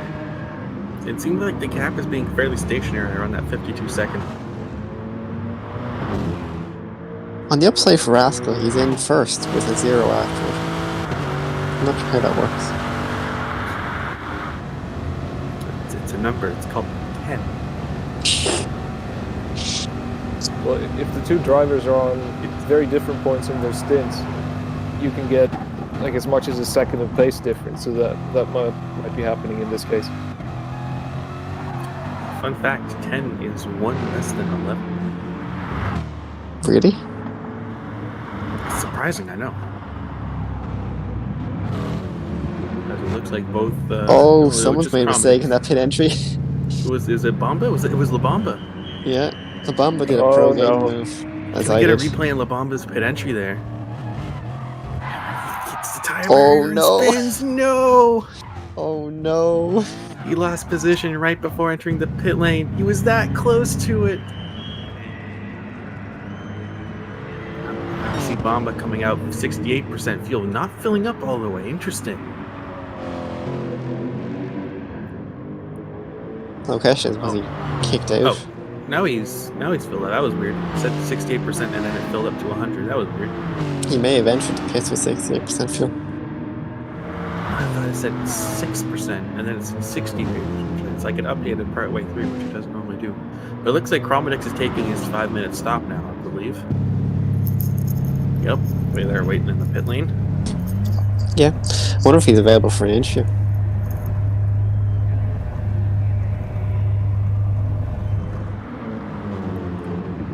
Antibiotic going wide to the top of the dipper. Inman making a pit stop now. As Antibiotic will pick up a half-a-second penalty. Ends up burning a little bit there, going wide. Coming right back in front of Hallex. Now this is important for Hallex. He has done his 5-minute stop, but he needs to push these stints in case Inman decides not to take his stop yet.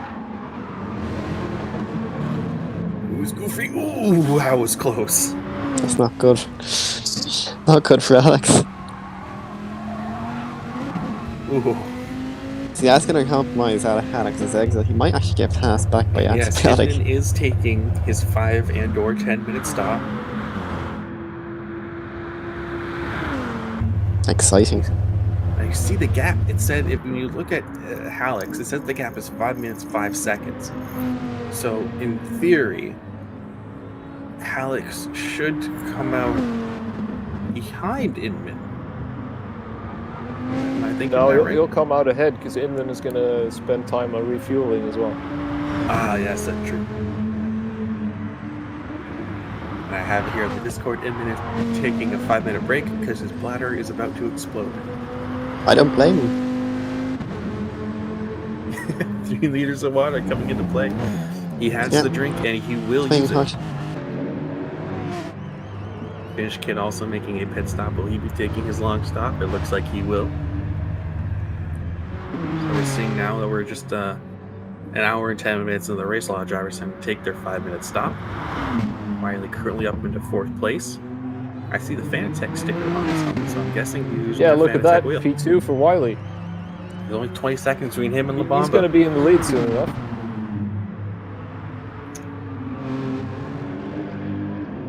But La Bomba is leading. Currently his last lap is a 2-minute 0.6. Not a bad lap at all, actually. Wait. Wait, hold on.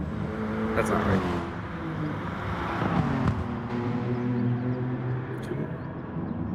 The game's being weird. Don't mind me.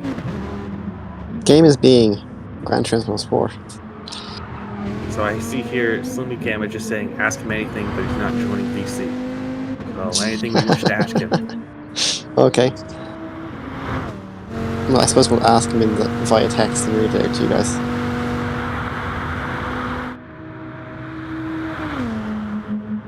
I'm going to ask him what he thinks of the weather.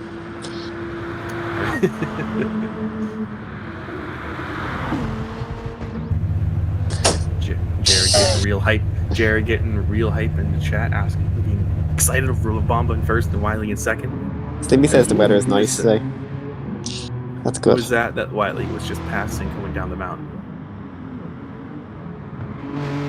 And we have here that Inman says he'd be up for a quick chat in the next stop. Perhaps, maybe, Yeah. who knows? He still might have another 2 liters of water to drink. Yeah, it's hard to know what happens. Do you think he's drinking a liter per hour then? Like, portioning it out like that? Would make sense.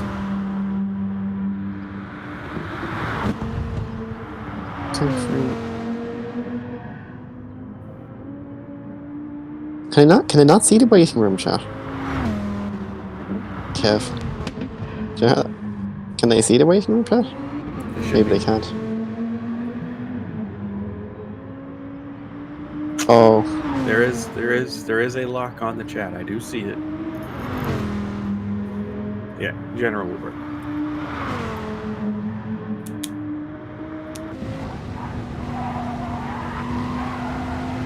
We have here Techno asking Slimmy what is he thinking of the overtake on Goofy in the chase, and Slimmy just says he was just trying to take an open line. Yeah.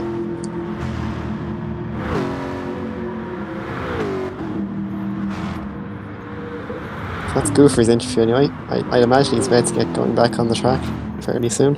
Very early to get both your brake stops out of the way though. He's got 1 hour and 40 minutes left of driving to do. Okay, we wish him the best of luck, along with the other drivers who've just stopped. So the battle between Hallex and Inman is now back on. I believe. Nope, still in We pits. get Inman soon as well. We don't know Should how be. long he's been in. Yes. Oh no, Inman said next pit stop he would do it. Mhm. Do an interview. So we know Well, he's this is taking going to be 5 minutes tight here, so we're Alex watching is Hallex. unlapping himself. This has to be the point where Inman needs to get out. Ooh, but he's wide at the exit. Let's see what happens Do here. you think it's 5 He's minutes taking already? He's refueling. He is fueling now. Oh, here we go. And Hallex is Oh, taking he's the lead lost quite out. cleanly. How big Alex the has made gap it will be, worse. that's the question. Exiting the pits, and the gap says it's around 8 seconds. It's going to be around 10 when the straight finishes. Interesting. That's actually it's antibiotic in third. I was thinking that's from position, but no, he's in sixth. Pierce I think finished. that gap stayed completely stable then throughout all those laps. Now, it does look like the gap between Wiley and La Bamba is starting to fall. Ooh, not if he goes wide like that. Yeah, go on, Wiley. I'm a member of the Wiley fan club, as we all are. Who isn't? I was in the white part of the Body fan club. I didn't want him to win last week, but I was quite integral in that process. As it turns out, right, reading chat while you're racing, going into a hairpin corner, isn't the best idea. That's surprising. Do you know what? It was actually Robo's message. I think he said go on tech, and then I crashed immediately after reading that. So, Robo, I have an innate distrust for you from now on. From So teammates next time I should bitter tell you to enemies. bin it then, maybe. Yeah, your wish is my command.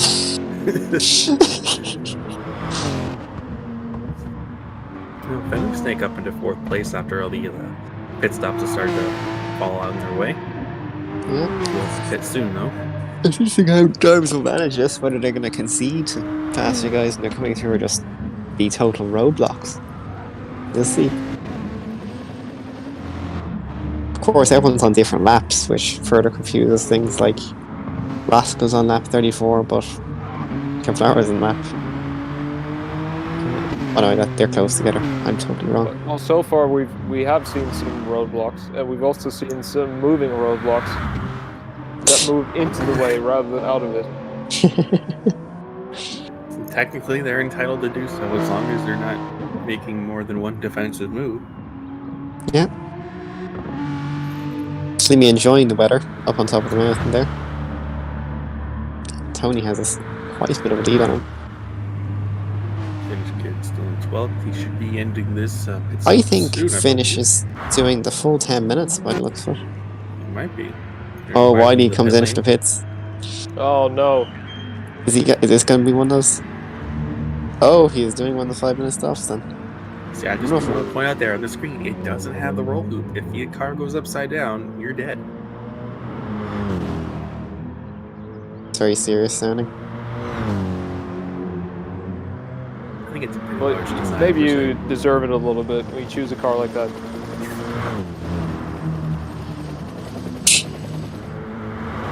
It's about going wide at the top of the mountain again. Now, the M6 isn't a car we see too much of, actually, in any of our races anymore. Last time we saw it in a major role, I want to say, was actually here in Season 2. Yeah, Wiley's out again. So Wiley Good. is not taking a long stop. That means we still have a chance to see him lead the race.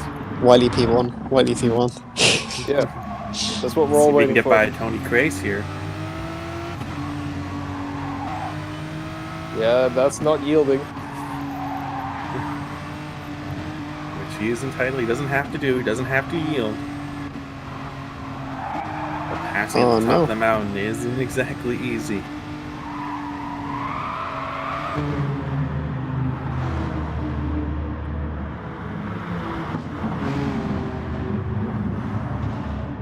Ooh, Tony Crace gets sideways as he heads down there onto the dipper.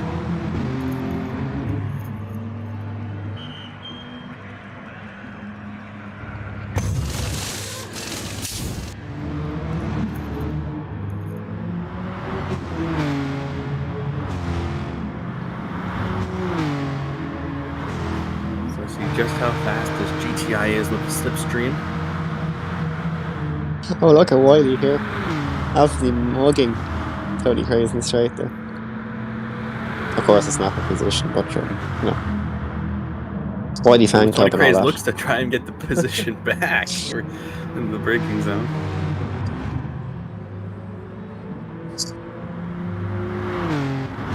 Typing. It's the sound of typing. Actually, people probably can't see that. Is that Kev typing? He was. Or maybe it was. I'm wrong. Kev producing the what? We'll never know. I was asking if you were typing, Kev. But sure, the stream can't hear So that. I was, anyway. I was right.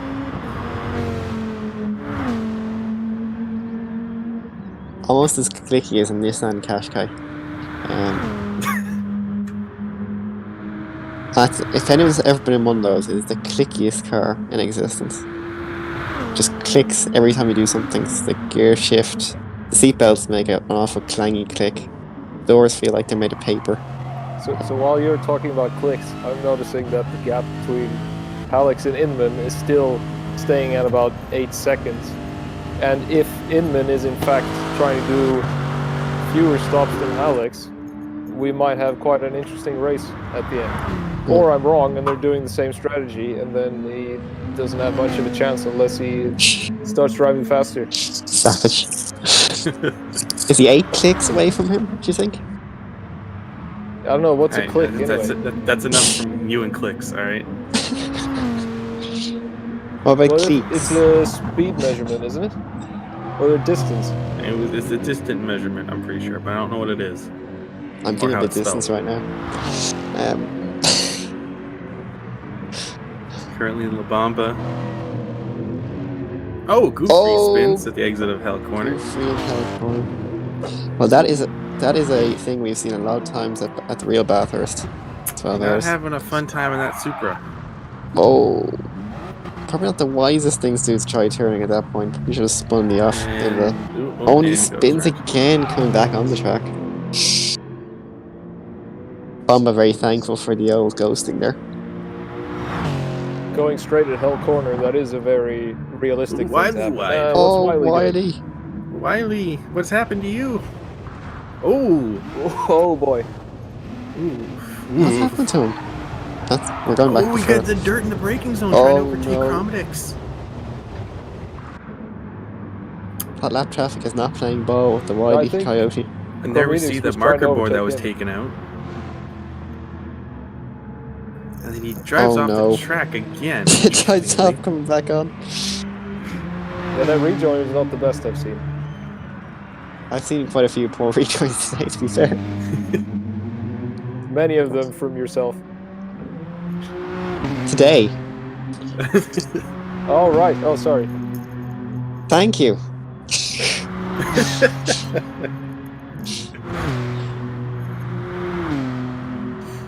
Hang on, I wasn't killed by a 90-degree rejoin. I didn't kill anyone via 90-degree rejoins in Goodwood like you did. Bravo. I have no memory of that. Yeah. Concussions will do that to you. Oh, it's Goofy once again. Actually, there's a battle for a position there between Kevlaro and Rascal. They're actually fighting for a position on track now. They've both done their 5-minute stops. I'm curious to know Goofy's tire wear in that Supra. Kevlaro make the pass. Rascal goes defensive. Ooh, he almost drove in the dirt. Did a repeat of Wiley.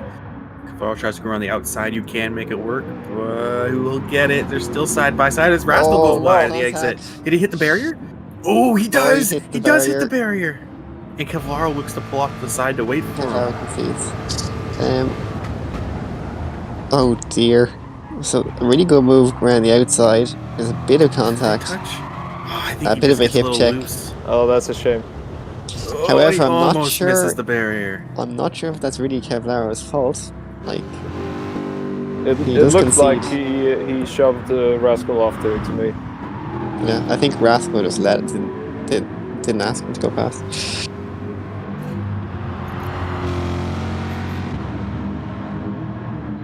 Luckily, no significant damage in this event.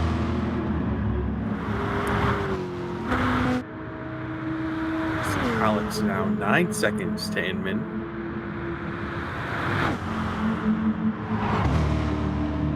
And it looks like Martin Brower in the chat is trying to take bets on how many times Goofy will be lapped in this event.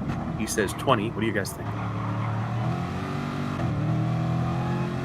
20 is a lot. I'll go for 12. How much is it now, anyway? That's a good question. We're almost halfway through the race. So Goofy is on lap 34. So that's, what is that, 6 times? And Rascal's on 38. Oh, that's awful for Rascal's catch him there. He's going to lose ground to the drivers ahead. Well, maybe not. Well, yeah. We see Chromedix actually just right behind too. Chromedix is only 2.3 seconds behind. Remember, La Bamba yet to make a pit stop. However, La Bamba, looking at the gap between him and I want to say it was, who was he racing? He was racing Chromedix. I've just seen Kevlaro get by Venom Snake there. It looks like the gap was less than 5 seconds, so I think La Bamba's losing time, really extending the stint.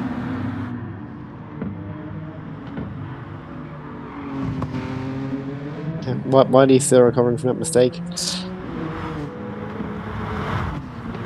Quite a bit behind Bomber now. Tony Craze once again in the pit lane. Not sure if this is another long stop for him. Well, he got the blue flags for Alex. Will he pull out of the way? Will he keep driving? Let's find out.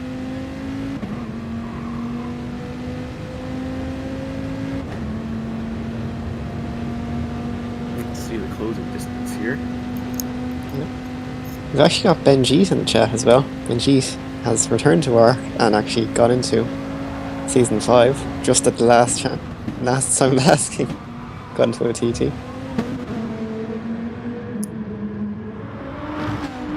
Another one of the gold drivers. So I think we're starting to see the gold kind of... Comes Alex into the pit lane. We're starting to see the war between the gold drivers here with Rascal versus... Who else in gold here in this race? Oh, no, they're not. Not in this race. Ignore me. So just a anyway, fuel stop for Alex. Yeah, this is going to be a standard pit stop for Alex. Cinnamon will once again gain the effective lead. Yeah, the question is how long the stint plays out for him and how he manages it. So Alex out. We're getting only 4.5, so I want to say it's less than it was last time that they were on standard stops. Bomba's still leading, but he should make a pit stop here soon. I don't think he's done a 5-minute stop yet either. Yeah, the thing is as well with the pit lane here, the pit lane's extremely short. The delta is so low. You can just fill up halfway on the tank and actually go faster. I'm curious to see the gap between Chromatics and there's a blue flag there from some drivers. I'm curious, but the gap between Chromatics and La Bamba is because they were nose to tail for the first hour of the race before Chromatics took his 5-minute stop. So I'm curious if that gap is still close between them. And of course, Rascal has gotten a lap back on Venom there. Yeah, 4 minute 50, and he has to get fuel and possibly yeah, you have to tires count as well. the fuel and everything as well. So yeah, Chromatics would be ahead then.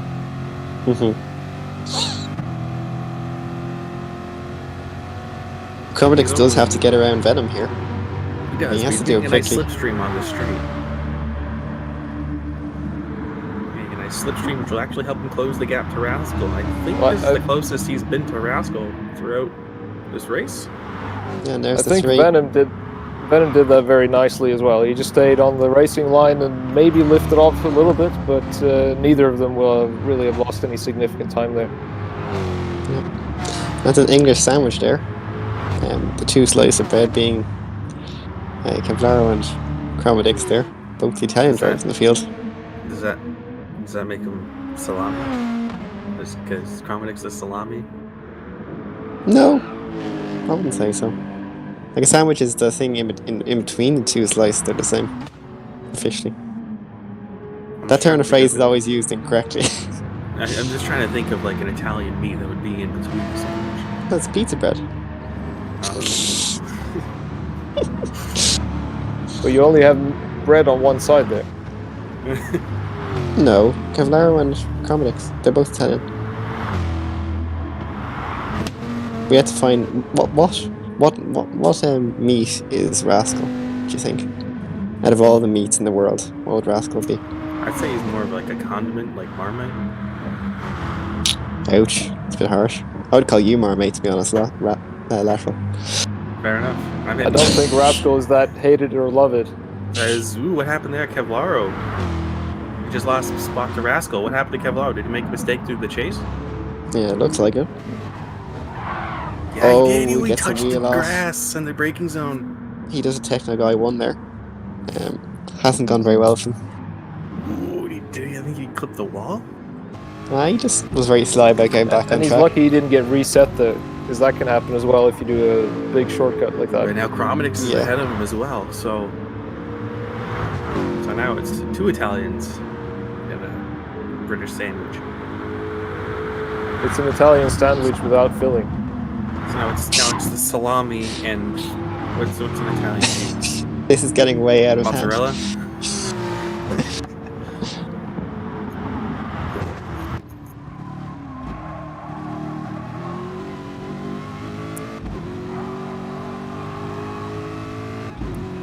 So it looks like the gap between Kevlaro and La Bamba is about the same as it was. We're almost halfway through this 3-hour race. Kevlaro getting pretty close to that wall there.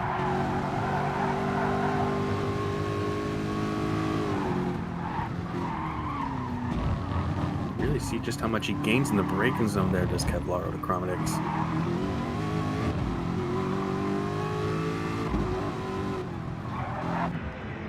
Yeah, Now the Bamba Ford making isn't. pits up. Yeah, this could be Bamba's long stop, but we'll see. Yeah, which means that it would be Wiley's time to shine. Wiley's time. Hashtag Wiley fans in the chat. Wiley is going to lead the race very soon. Unless he takes 5 minutes to finish this lap. Anything can happen.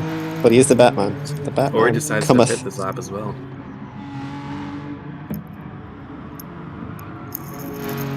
He won't need to pit. Jesus.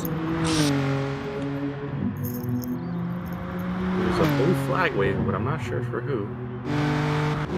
Drivers. There's Kevlaro in the pit lane. So Kevlaro and Bamba both pitting at the same time. Will this be a long stop for Kevlaro? Nope, just a fuel stop.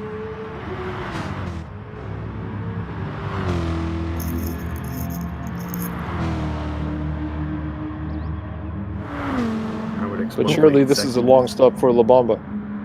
Yeah, it seems that way at the moment. So here's Wiley. Here he goes. He's about to do it.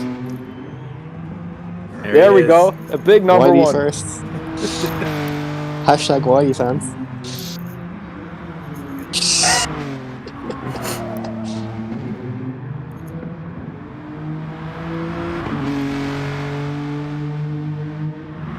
And he's got another full hour. He could lead the race if he wanted to. Yeah, unless he could lose 5 minutes and lead us. No, that would never happen. Wiley has never been it's known. just, what if he thinks it's just a single 5-minute stop and just forgets to take the other 5 minutes? Well, then he'll be Yes, he disqualified.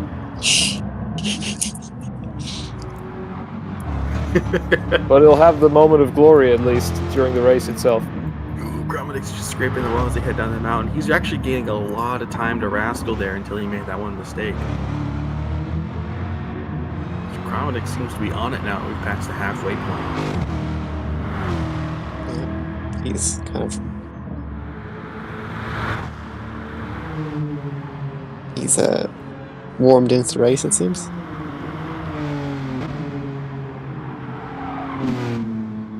That Batman car, nothing can touch it. Out the lead. 5 minutes in the lead. Outstanding. Maybe I should lay off. Antibiotic and Venom Snake have yet to do their stops like that either. I believe. Actually, has Antibiotic done a 5 minute yet? Doesn't seem to have. I don't think so. Venom Snake will take that third spot as well. Soon at least, I think. Rascal pitting on 0% fuel. Running that Corvette dry.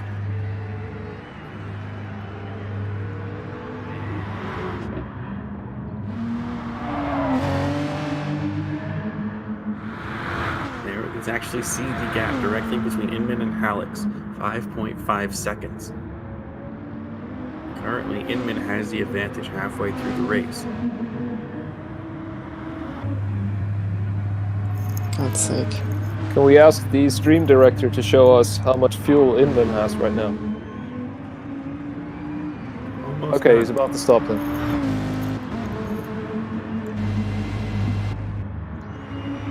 So Hallex pitted on lap 39, and Inman will lap on 44 then, I guess.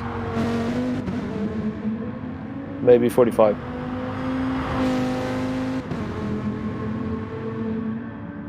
So once Wiley, Antibiotic, and Venom Snake make their stops, Inman and Hallex will once again be leading the race.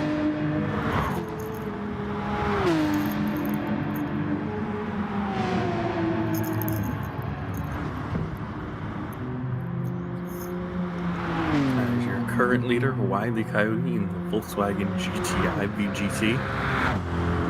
What a car. Antibiotic currently in second place, in the BMW M6, and Venom Snake in third, in the Porsche 911. But all three have yet to make their long stops.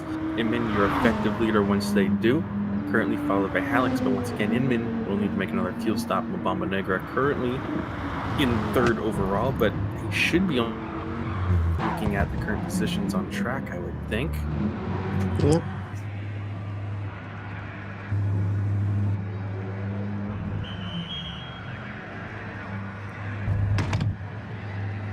Promenix just a regular fuel stop for him. Rascal currently in ninth, 5 seconds behind Kevlaro. Exciting.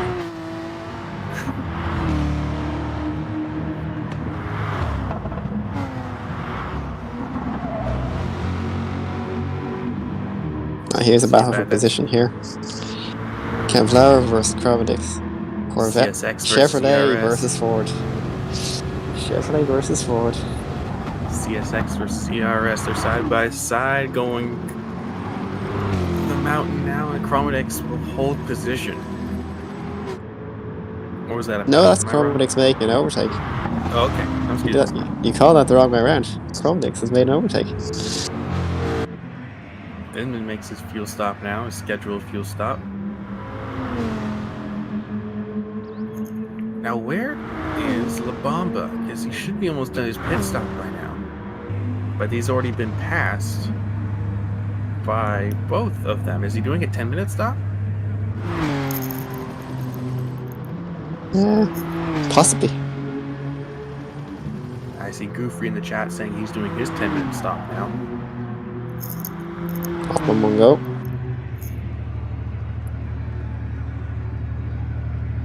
I think this also shows that now that we're halfway through the race, Inman and Alex are out of sequence by 5 laps. So I do think Inman is trying to save a pit stop.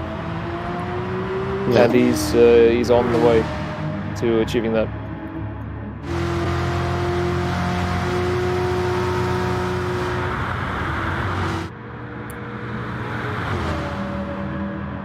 See Rascal just overtaking Ben's head there on track.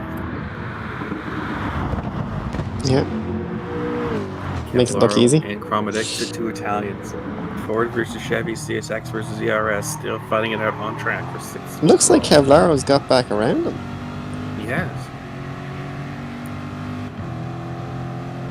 Let's see if Chromadex will return the favor as they go down the mountain straight.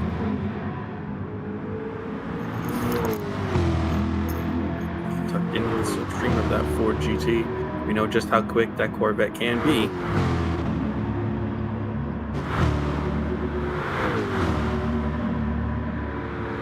Well, at the last second, he will not.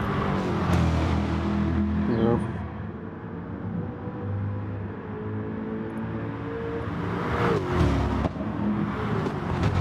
Gotta go on for laps and laps and laps. You see Inman now out of the pit lane, but he's 13 seconds behind Bugatti. Well, he did say he didn't expect to win. So we'll see how he plays this. It's been interesting. He might be trying to save on that extra stop, but whether or not it'll work for him, we don't know. I think he can afford to be Ooh. maybe as much as 20 seconds behind Alex then at the end, at his last stop. Is that Chromadex going? Wow, yes, that was a pass for position. Kevlara made a mistake going up the hill. He scraped the wall and lost a lot of time. Chromadex just drove right on by. But he might lose here. We know how quick the Ford GT is in the straights, especially with the slipstream. Might be too far back to make it work. Yeah, I don't think he's getting the slipstream advantage there. Although he's starting to come into it now. But you can see it closing up now, just too late though.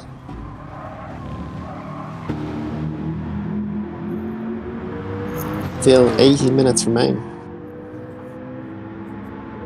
He'll probably get a good shot into Griffin's.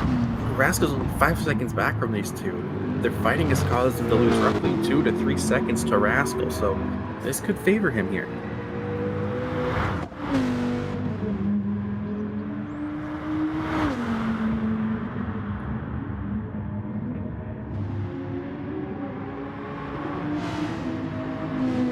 Am I audible? I've lost audio, I believe. Yes. Oh no, you're here. Okay. Cool. I do see Goofrey says he's up for a chat. Ooh. If you'd like to join the general voice channel, you can. He is in general. Okay. Hello, is this Goofrey? Yes, it is. Hi. How are you doing? Well, other than plum laughs and sliding about, pretty good. I mean, Yeah, I'm in this session more to get used to the car for GT3 and to get used to my new setup with a wheel and seat where I'm used to being a pad racer. It's the first race on wheel then. Yeah. Yeah, the feeling you're driving was a bit different in the rookie series. I know. Yeah. But It'll the come only with way time. the only way you can get quicker is to keep going. Yeah, and what better way to practice than for 3 hours at one of the hardest tracks in the game? There's worse ways to do it. It could have been 24-hour round Nürburg for the Nordschleife. I'm not sure how he managed that. You've been involved in a number of moments with leading cars. Can you give your view on those ones? Part of that is like I'm trying to stay out of battles. Like, if I see a blue flag, I'm just going to go past. Sometimes, particularly in the mountain section, there's not much room, and you just sort of put into a damned if you do, damned if you don't. Yeah. If you allow them to overtake, you go into a wall. If you don't allow them to overtake, it slows them down even further. And it's just waiting for that opportunity, usually down the back straights or the front straight, just to be like, okay, yep, go ahead. Sometimes it's just more clipping the grass, that's the pain. Yeah. No, the grass is lethal here. Yeah, it could be Lateral, worse. do you have any questions? Lateral on to you, do you have any questions? Or comments? Am I safe to assume that going into this race, you were a last-minute addition, so Yeah. are we right to assume that you didn't have much practice on this track? I wasn't even expecting to race at all, so I was practicing the Nürburgring GP for next week's GC3, well, Group 3. And obviously when you just see an opportunity of, oh, race, I'm like, there's no better chance to learn with a wheel than to race. Yeah, of course. And this is also just to show one of the variants of the livery for the GC3 season. This one's a more personal one with a white base, navy blue, and the sky blue Myra colour. The standard one will be black, white, and our driver's colours. Your livery's actually fantastic for next week. Just to throw my 2 cents. Oh, sorry. Someone does like sky blue chili. Aha.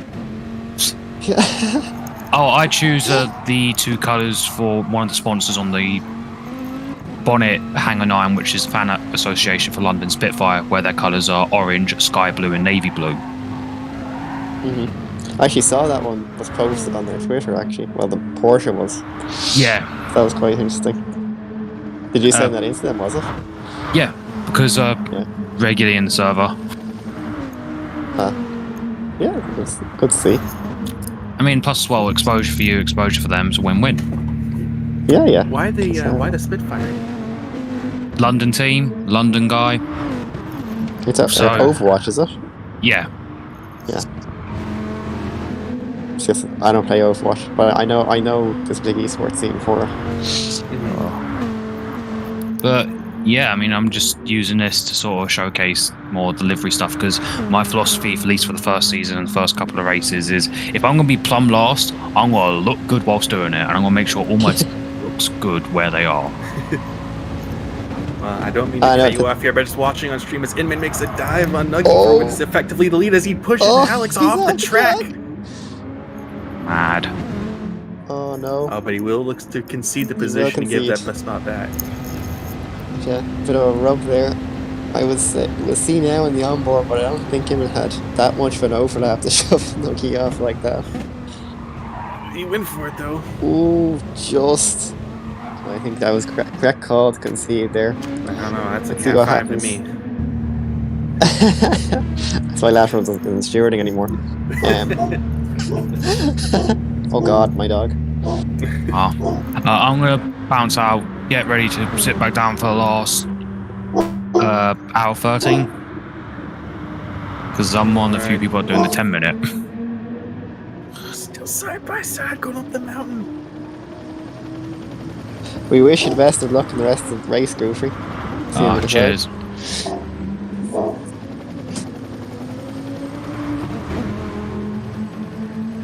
So once again, Inman and Alex have regained the lead now. They passed Wiley, Venom, and Antibiotic making their stops. And the race is on for a lead with 1:15 left to go currently. Inman leads ahead of Alex.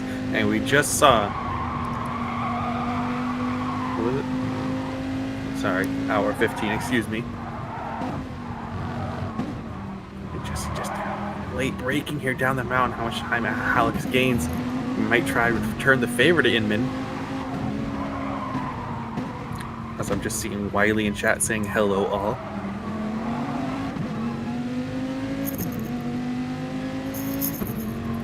Can we get Wiley in? Because he's doing a lot of stuff. That's up to him. Come on, Wiley. Sorry, I got a puppy issue here. Alex using the power to pull alongside and actually take the position, but Inman has the inside, a little bit of a wiggle from Alex as he tries to go around the outside. Will he repeat the move? There is a little bit more contact, but this time Alex holds on to it. As actually Inman goes off this time, so perhaps there was a bit of a touch returning the favor. Alex getting the elbows out here at Bathurst.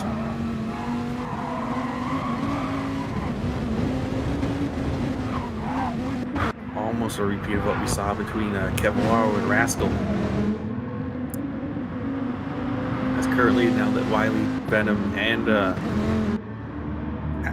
I'm forgetting the other driver's name now. It was Antibiotic is doing one. Antibiotic, yes. As they're making their stops, we're starting to see the drivers start to properly get back into their positions. And currently, it is Prominence in third. I believe it's Kevlaro fourth. Rascal in fifth, and then Baldy in sixth. And where is Baldy? Or not Baldy, La Bamba. La Bamba down in 11th. So he has actually... No, he took a 10-minute stop, correct. So, if I'm not mistaken, both Rascal, Kevlaro, and Prominence need to take another 5-minute stop. So the close race for third place could still be on.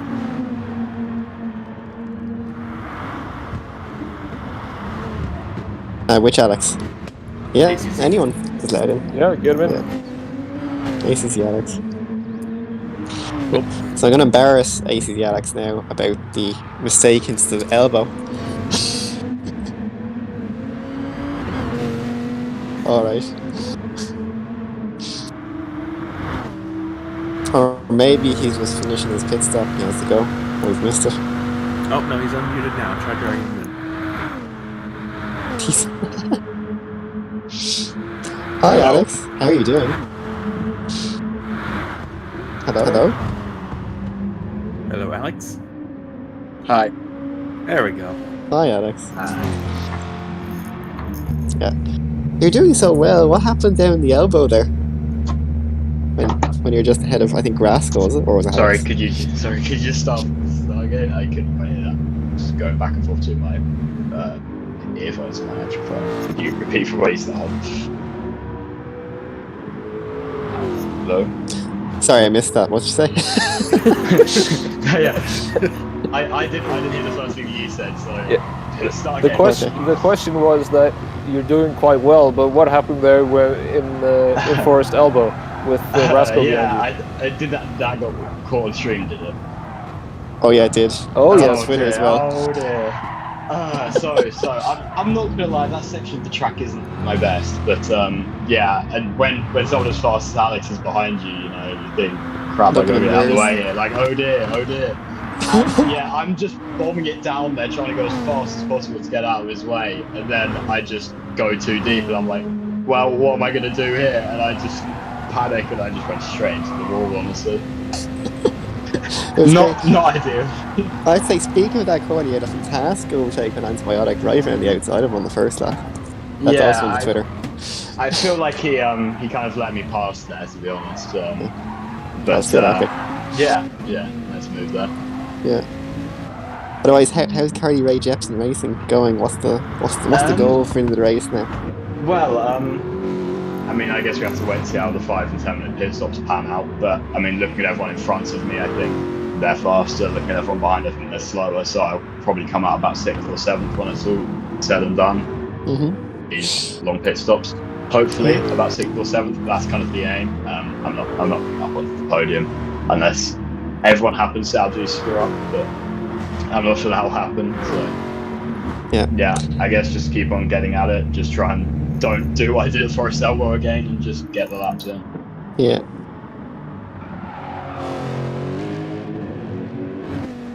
Well close.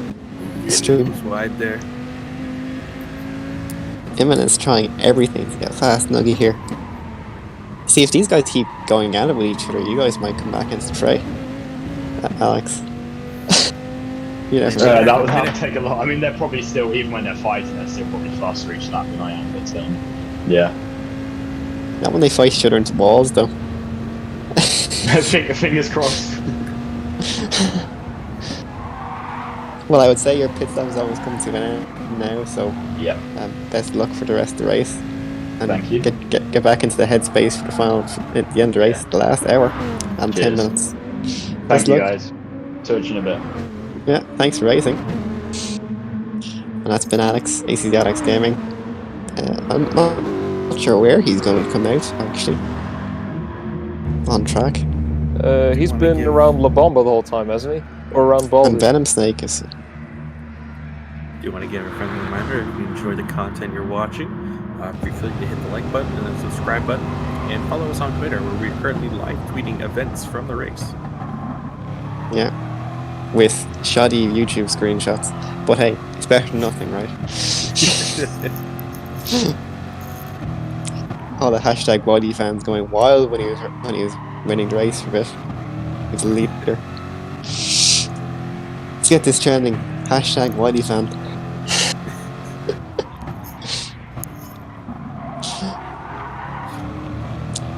Kev is great at social media. He's going to actually get this trending tomorrow. That's what he said in the broadcast. That's what the broadcast was just telling me. We're getting Wiley fans trending on Twitter. Well, it looks like there's a race for position here between Rascal and Kevlar. Once again, reigniting the battle that we saw at the start of the race, as there's just over an hour remaining left in the 3 hours of Bathurst. And we can see third place, just in the screen for a second. Chromatics. He's pulled away. He's made that move. He's leaving Kevlar for dead, actually. Looks like Chevrolet might triumph over Ford. Yeah, but Dodge is beating both of them, so... I mean, there's actually a lot of American cars in this field. Yeah, there is. Actually, that is surprising. It's like American cars top 5, isn't it? It's like GTLM, this is. There's actually a really big gap behind P6. Or P5. Yes, P5, yeah. Where we saw, I think we saw 1 or 2 or 3 more cars in that pack before, but now it looks like there's just those 3 cars left fighting for last step on the podium. Can you show the gap between La Bomba and Baldy right now? I'm curious, race director. Okay, so yes, there is another 5-minute stop that Rascal, Chromatics, and Kevlar need to do before La Bomba enters the fray in the battle for third place. Oh, of course. Okay, so he's still in there, right? Have Alex and Inman done both their stops? No, just one. Okay. So they need to do that in the next 5 minutes or so, don't they? No, they still have half an hour after that. So they have to start it before 2 hours and 30 minutes. As Kevlar makes a pit stop, let's see if he'll take that 5 minutes now, or will it just be a regular fuel stop? Yeah, just regular fuel stop.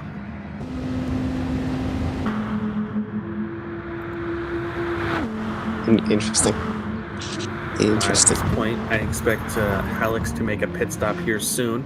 He typically tends to pit before Inman, so let's see if he'll dive into the pit lane this time by. Doesn't look like he will.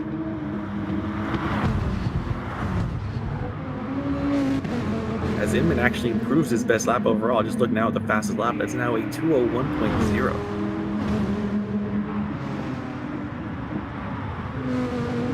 Which, if I'm not mistaken, on the screen earlier when it showed Kobu's best lap here, it was like a 2 minute flat .4. That was set in GR3 champs on the soft tires, if I'm not mistaken. So he's only 0.6 off Kobu's fastest lap here on medium tires.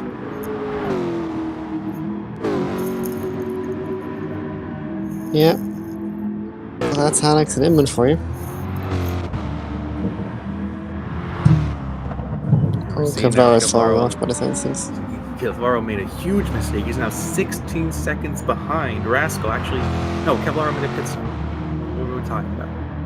Race directors in our ears telling us the wrong things. We saw Kevlar make a pit stop. Fake information. Fake news. Now there's a yellow up here. Who did that? He was 14th. Was Venom Snake? He binned it in the dipper. He binned it in the dipper. That no, is he binned correct. it before even. However, I want to go back to the battle between Alex and Inman, because there we go. There's lap traffic in front of Inman here, which could help or hinder him. He caught him on the straight, so he should cause the gap to get that slipstream advantage here.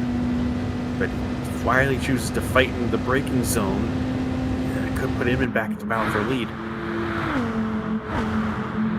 He will not fight it. He'll fall back behind Hallex. So Hallex gets that one car, that lap traffic buffer between him and Inman.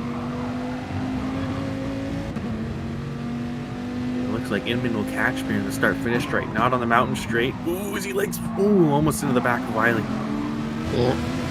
Ouch. So This is not going to help this time. He won't get the slipstream on the long mountain straight, unfortunately.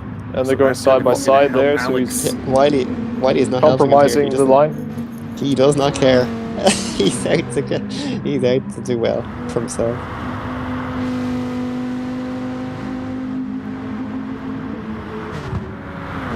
So Hallex will have gained about a third of a second just by that.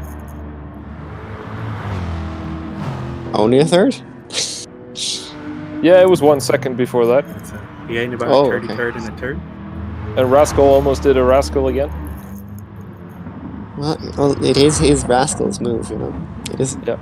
It's his trademark. If Rascal isn't rascaling, is he even Rascal? This has been Technical Guy 1. He's unfortunately here all week.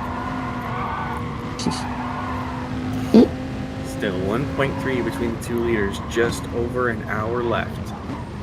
Yeah, this is awfully close after 2 hours though, isn't it?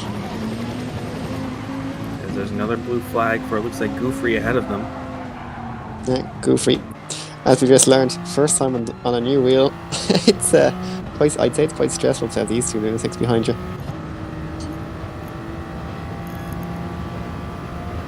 As you see, the gap is plus 11 laps, 1 hour left. So it looks like Robo's not going to make good on his bet here of only 12 laps down. No, I think Goofrey's going to improve a lot. His lap times are getting better the whole time. Mm-hmm. As we see Cromedix in the pit lane, let's see if we can see real quick if he's making his 5-minute stop. And Hallex will also dive into the pit lane, and Inman will go with him. So now they're seemingly on the same strategy. Oh, that's surprising. Yeah, well, it's not really. I felt like that was. No, same levels as well. I think that was mainly because Inman was leading at the start, though. He got out of sync because of that, because Nuggy obviously had less.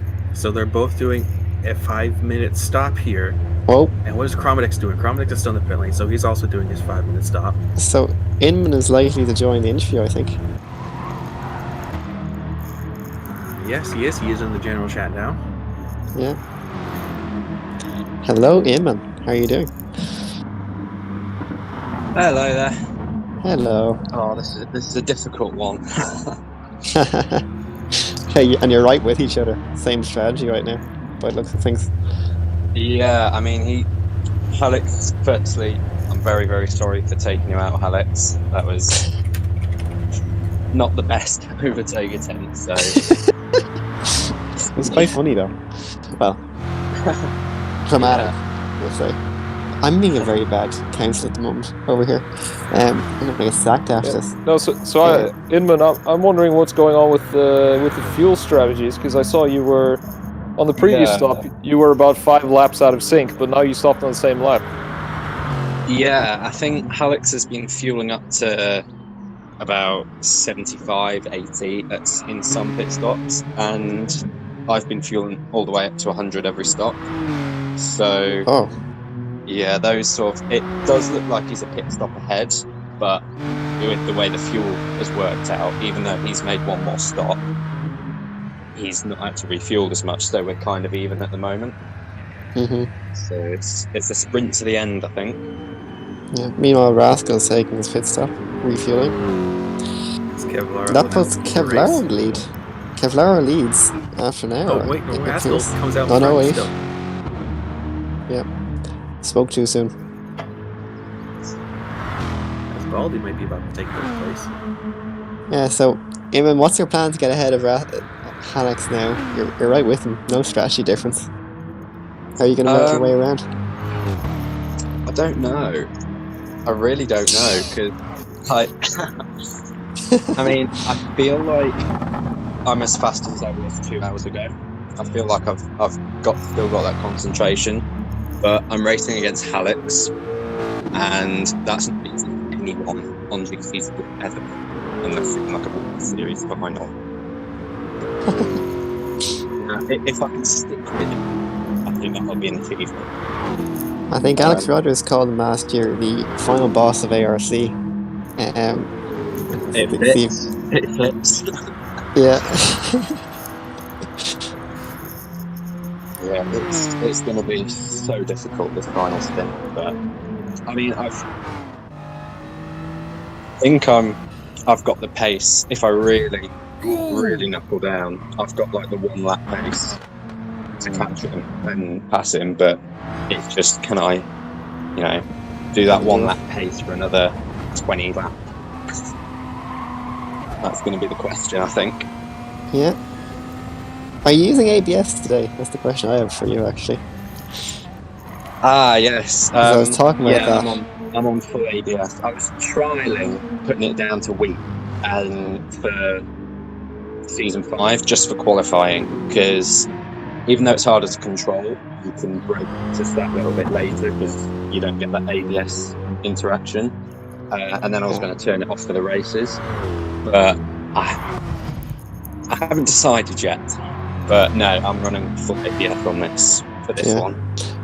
I was wondering if you'd be doing it.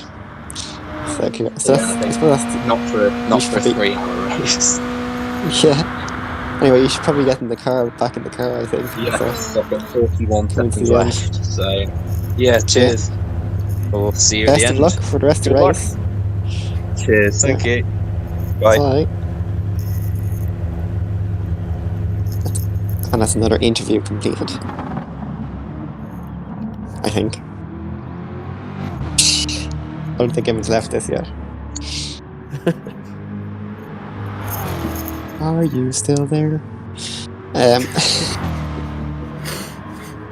Anyway, there he's gone. So Chromonix comes out of the pit lane, fills up the fuel. So Chromonix has done his 5-minute lap.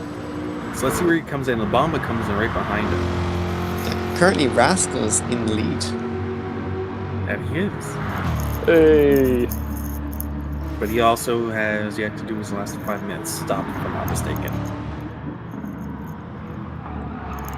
Yes. As does Kevlaro.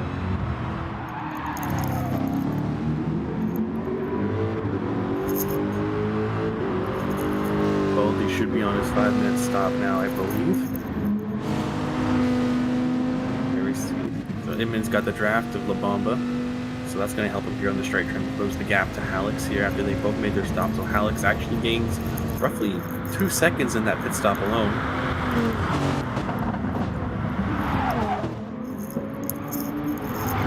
Yeah. Great input. Sorry, I'm just typing. What did you say, Only Ash? the finest of insights here from Techno Guy. Oh yeah, only the best. Well, if Hallex is sticking with the same strategy of short fueling a little bit, that would explain the gap that he got there already. But I don't know if you can gain much from short fueling just over 1 hour. So Alec actually lost a little bit of time there as he had to avoid Goofy hitting that wall, lost about 4 tenths. But now Inman has to keep an eye out for Goofy, who's ahead of him, who's made a big mistake. Oh dear. Has to scrape the wall, try to avoid him as well, coming down the mountain.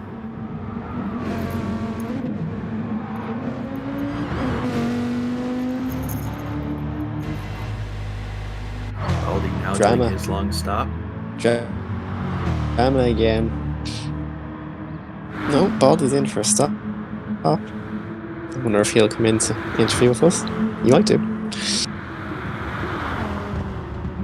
So both Hallex and Inman have done both their 5-minute stops, so this is now a race for the lead of the race, essentially.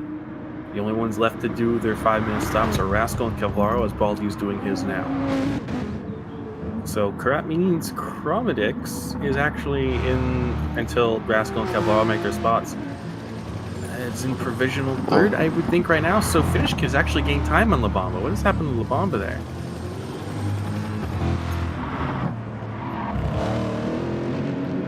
Labamba's now 13 seconds behind Finish Kid. So Labamba's actually lost time going on his own.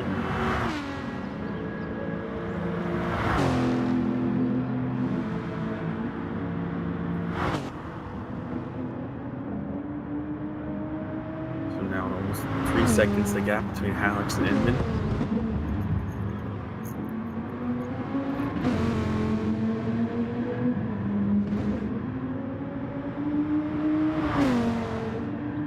Yeah, this might be Inman seeing the victory slowly slipping out of reach.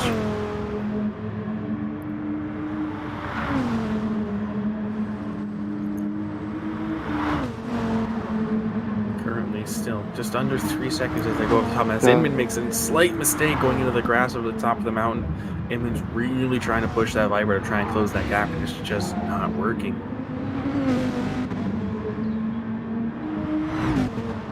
I do want to point out Jerry Barry is right in the chat that Finish has done an excellent job climbing up the ranks slowly over time.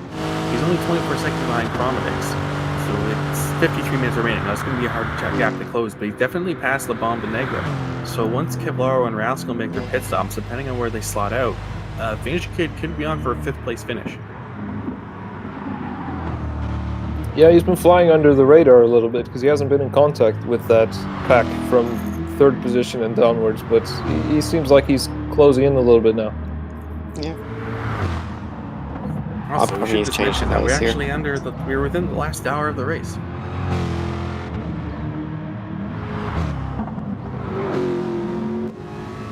Currently, Lorasco leads ahead of Kevlaro by 4 seconds. Both have yet to make their final 5-minute stops. So effectively, your leader is Halix, followed by Inman. Promedex provisionally 3rd. La Bomba Negra is in 6th. Finish Kid actually makes a pit stop. So that's just a fuel stop finish. So they're slightly out of sequence, but Finish Kid, he's not far back from La Bomba Negra. Having technical difficulties here. I'm probably going to miss the end of the race as well. I'm out of charge. I guess you could say you're having technical difficulties. Yeah. Yeah, bingo.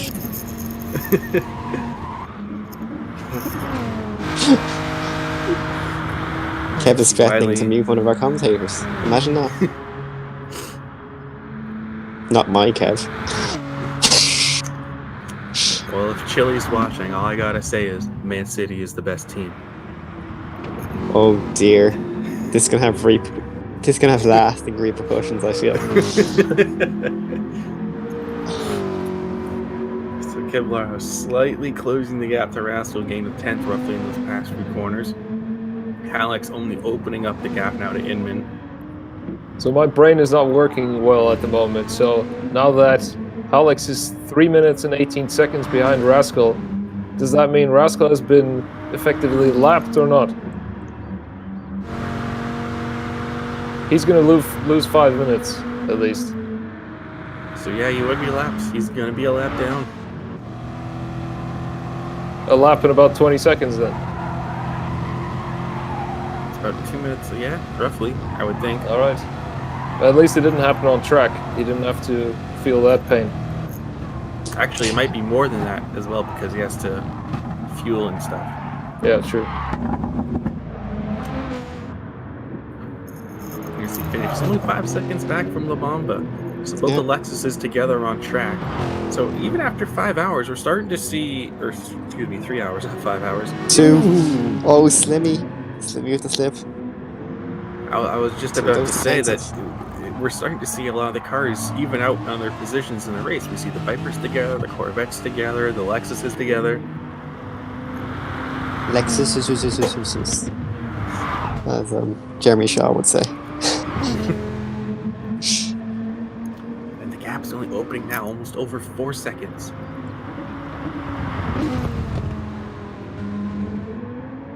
Wild. Yeah, then again, 4 seconds is not much when there's a chance of getting stuck behind someone over the mountain. Yeah, absolutely. True. I mean, we've seen, like we just saw, between Slimmy and Baldi. Not Baldi, La Bomba. I'm getting all my names mixed up now. Words, letters, names, literature. We got antibiotic there. Ooh, almost doing Almost pulled a Kobu there. Kobu Season 2. And Season 4. And Endurance. Okay, I'll stop. Moving on. He's already dead. To be fair, I also spun there in Season 4, so I can't really say much. But, you know, I suppose spinning the same place I do is not a compliment either. I want to point out, this is actually a battle for position between Antibiotic and Tony Craze. There's only 1.5 seconds between them. Yeah. They've both done their pit stops. It's a legitimate battle. And Antibiotic is hunting him down. Like, the drivers are starting to warm into the track, obviously. So You had to say something. Well, commentators. You know, that's not how you hunt. How would you know? No. I don't see your hunting license. All right. Oh dear. Let's move on.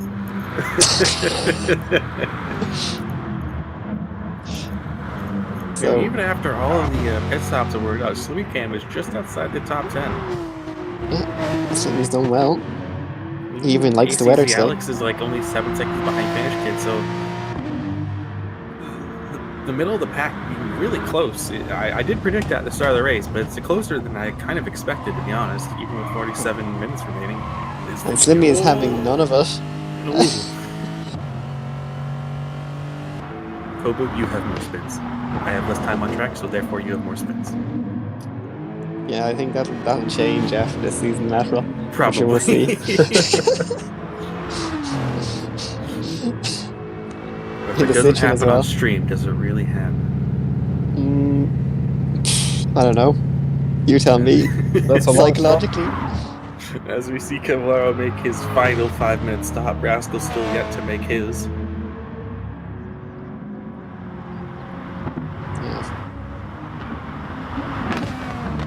So Baldy from 3rd down to 9th after the pit stops have all shaken out. But he's still in the top 10, decent race from him. Actually, what happened to Antibiotic there? He lost a lot of time to Tony Craze, almost 23 seconds now. So he made a mistake at El Corner. By those things. Oh, he pitted. Yeah. Thank you, TV director. Without the TV director, would we even be able to commentate? Well, not all three of us, that's for sure. Maybe. I've only got 7% charge left, so I haven't got much more I can commentate for, unfortunately. Can we see the gap between Chromedix and the Rascal? Less than 5 minutes. Yeah, see that? I'm using an iPhone, so the charger is that's your the headphone port.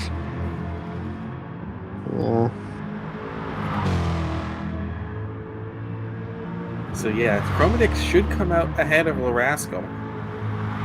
It's gonna 4.5 before. It's very close. It is.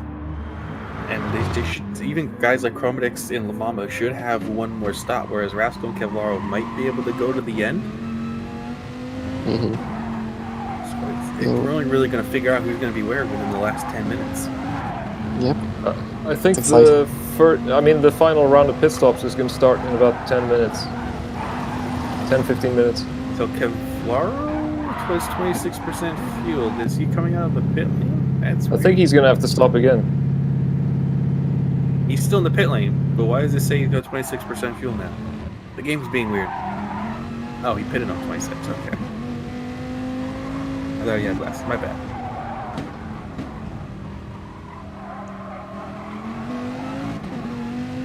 Now the gap between Alex and Inman, almost 5 seconds. Inman having a hard time trying to close this gap. Yeah. I'm also in the process of changing devices here, so give me a moment. Normal, terrible commentating will resume quite soon. Close to 23-hour race, doesn't charge his phone. Only the best preparation here in the ARC commentator booth.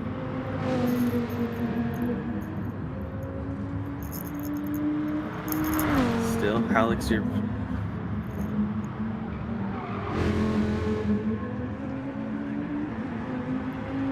Provisional leader as both Alex and Inman pass Cavallaro now for position.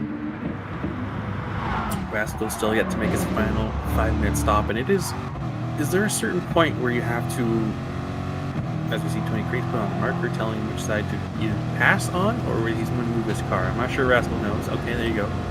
Tells him which side to pass on. Oh. So my question is there a certain point where you have to have made all your stops by? Half an hour to go, I believe, isn't it? Yes. Robo? Yeah. With 30 minutes remaining, you have to have entered the pits for the last stop.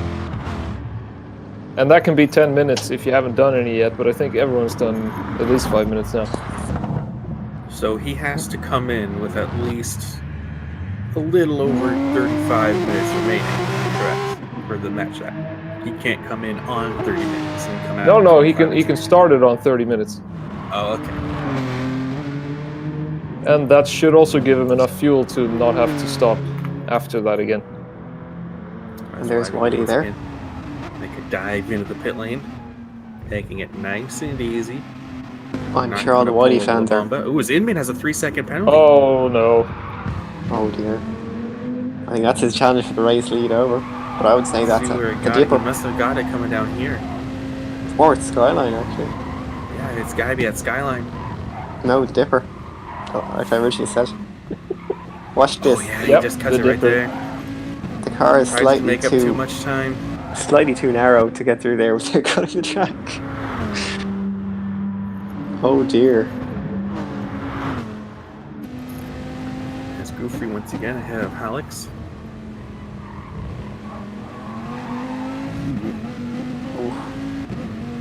Again. More contact. Bit scary there. Rascal still yet I to think- make his stop. I think Alex is going to have Toyota Supras in his nightmares now. And I should say.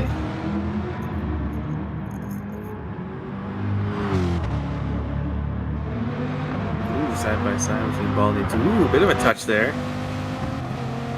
He's very eager to get that slipstream. Oh, is he gonna try to take the position Pass back it as well?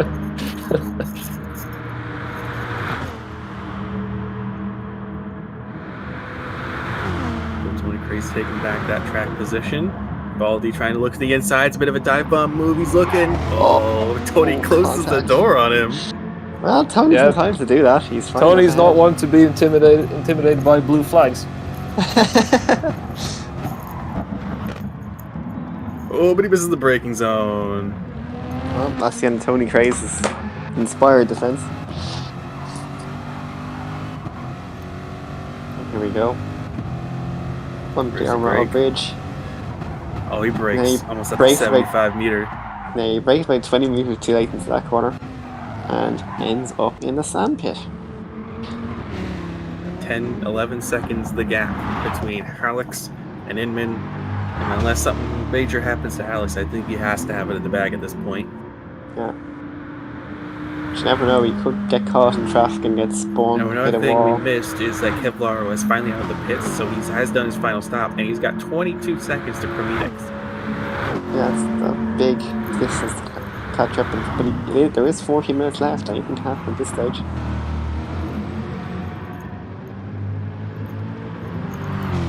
Yeah, I forgot to mention before the race that my prediction is that we'll get to 84 laps.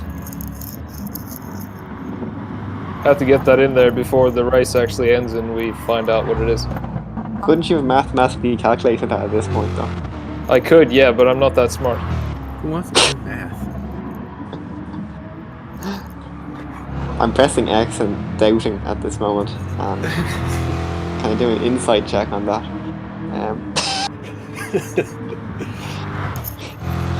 Like you could just divide 65 Well, we got- by 40 minutes left, 2 minutes per lap is about 20. yeah. So you did calculate, is that what you're telling me? Yeah.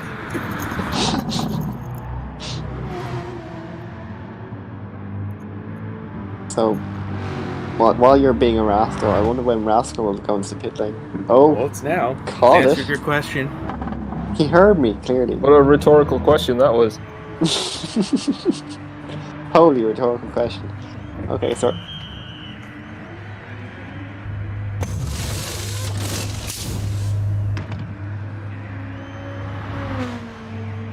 Oh, he's not waiting. Are you broadcasting So that, Kev? You can't just give good information like that and not say it's the rest of the stream. I don't think it is good information. Hold on, this is an interesting strategy from Rascal here. He pits for only 33% fuel. He's going to do roughly 10 minutes of fast driving, and then pit again for his final 30 minutes. Look, he's just practicing for Season 5 quality. It's certainly interesting, but is it any good? Only one way to find out. And I'm hearing a voice in my ear that Rascal is doing his best not to get lapped by Alex. Well, having a bad strategy is a really bad way to do that, so maybe it's... Alex comes to the pit lane now. Will Inman follow him? It doesn't look like he will. And that was a voice in my ear, by the way, not in my head. Mm. Oh, will Inman follow? What is the follow. difference? Well, voice in your head, bad. Voice in your ear, that can be good. Yeah. A little birdie told me that maybe Rascal is trying not to get lapped at this moment in time. I think we heard the same little birdie. I think a more accurate representation would be a little Red Bull on your shoulder. Yep. Little canister of Red Bull. Party size. Party pack of Red Bull. So Alex did not fill up all the way here. Maybe he saw what Rascal was doing and said, damn, I gotta follow his strategy. Or maybe he thinks he's just good enough to go in the end here. He might have enough fuel. You know, that diaper can be kind of good on it. Both of them do? Or just Rascal? Rascal needs to. Yeah, I know. We know Rascal needs to. Yeah, we know that. And now we're talking to someone that the viewers can't hear. And Rascal also needs to stop going off track, I think, at this point. He wants to avoid getting lapped. He's really trying to push with that lighter car. Yeah, it didn't really work out for him in the Red Bull last week, either, did it? The prototype challenge. Finnish kid getting the rear end out.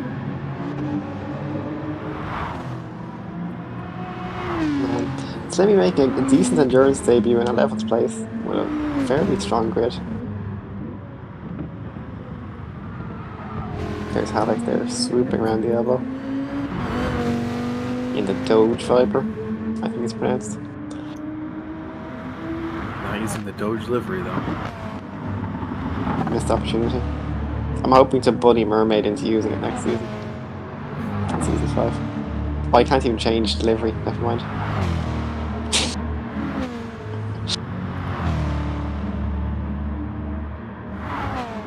It's all going to depend. I'm pretty sure first and second are decided unless something major happens. The battle really is for third place. It's going to depend where Rascal comes out here. Affectionately called La Pleb is Rascal's coming down right from here.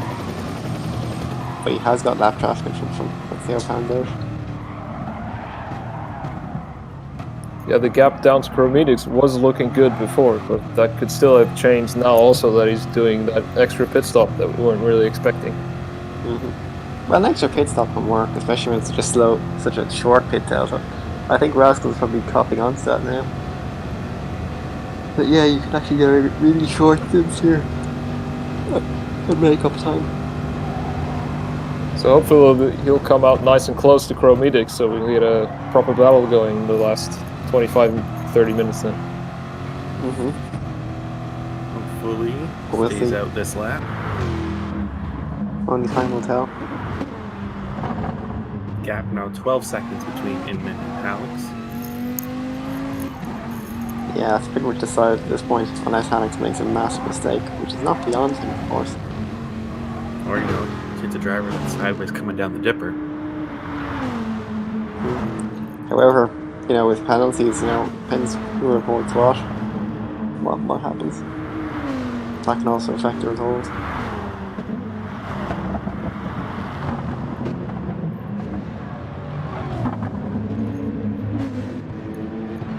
Bomber there. The test first, the pit stop now.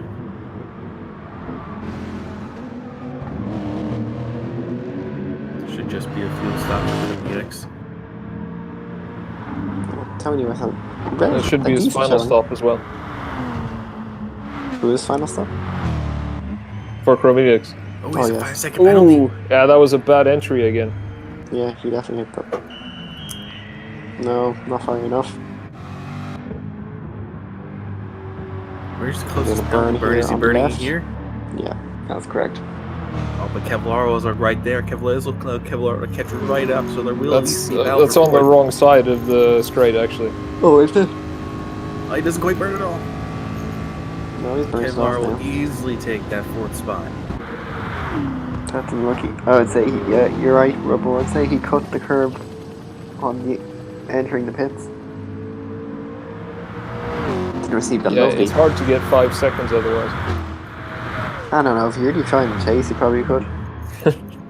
So we can see Rascal do one more lap before he's going to need to make a pit stop. Like, remember that time we were doing the Rolling Star practice? The Rolling Star testing? And you took a very interesting line to that corner, I would say. So Rubbo. Rascal will I stay don't out actually and really one lap. remember that. And this time I'm not lying. Oh, I know, I'll send it to you later. Let me made a video of it.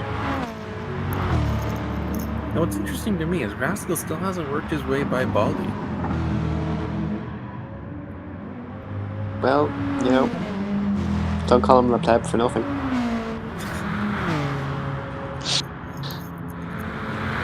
I'm being insanely mean today. Do you know why? Commentary's going to be toxic this season. As if I wasn't with you in Savvy though already. Hey, I tried to keep it fairly neutral. Says you talking to Alex Rogers, telling him that, you know, he didn't have much competition in season 3.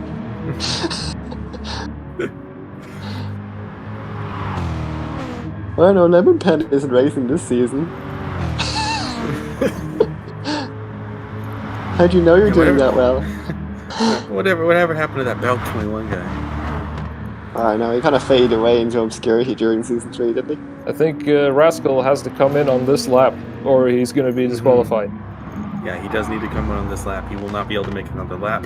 It would Be be under the extremely, 30-minute mark. it would be extremely embarrassing to be disqualified in your own event, wouldn't it? It would be quite funny, yeah. So the bomb makes a pit stop as well. Should just be a fuel stop for him. So it'll be interesting to see would Finnish Kid need to make another stop. It's nice camera angles from the Clifton Digital. Techno, are you a head steward, by the way? Yes. Yeah, Digital. so that means you have the power to disqualify him while on stream, if need be. Oh, excellent. Can't wait for that moment. It's probably not going to happen though, is it? And will he come in? He will come in. Oh, he's not going to be disqualified. With a minute and a half to spare. If only he hits a tire wall and he loses a minute and a half coming into the pits. Yeah, actually, you can mess up that entry enough that it spits you out onto the straight. I mean, I've done it. we didn't see it coming out of the straight, but we did see people mess up the pitch entry. You lose a lap as well, it's pretty funny. Ooh, Alex. Oh dear, Alex. He has to get a pen for that, I'd say. Make contact with the wall. Yeah, well, penalties on. Dunno. Maybe about 10 seconds to make it interesting. That'll be a great penalty. We should lose that somehow.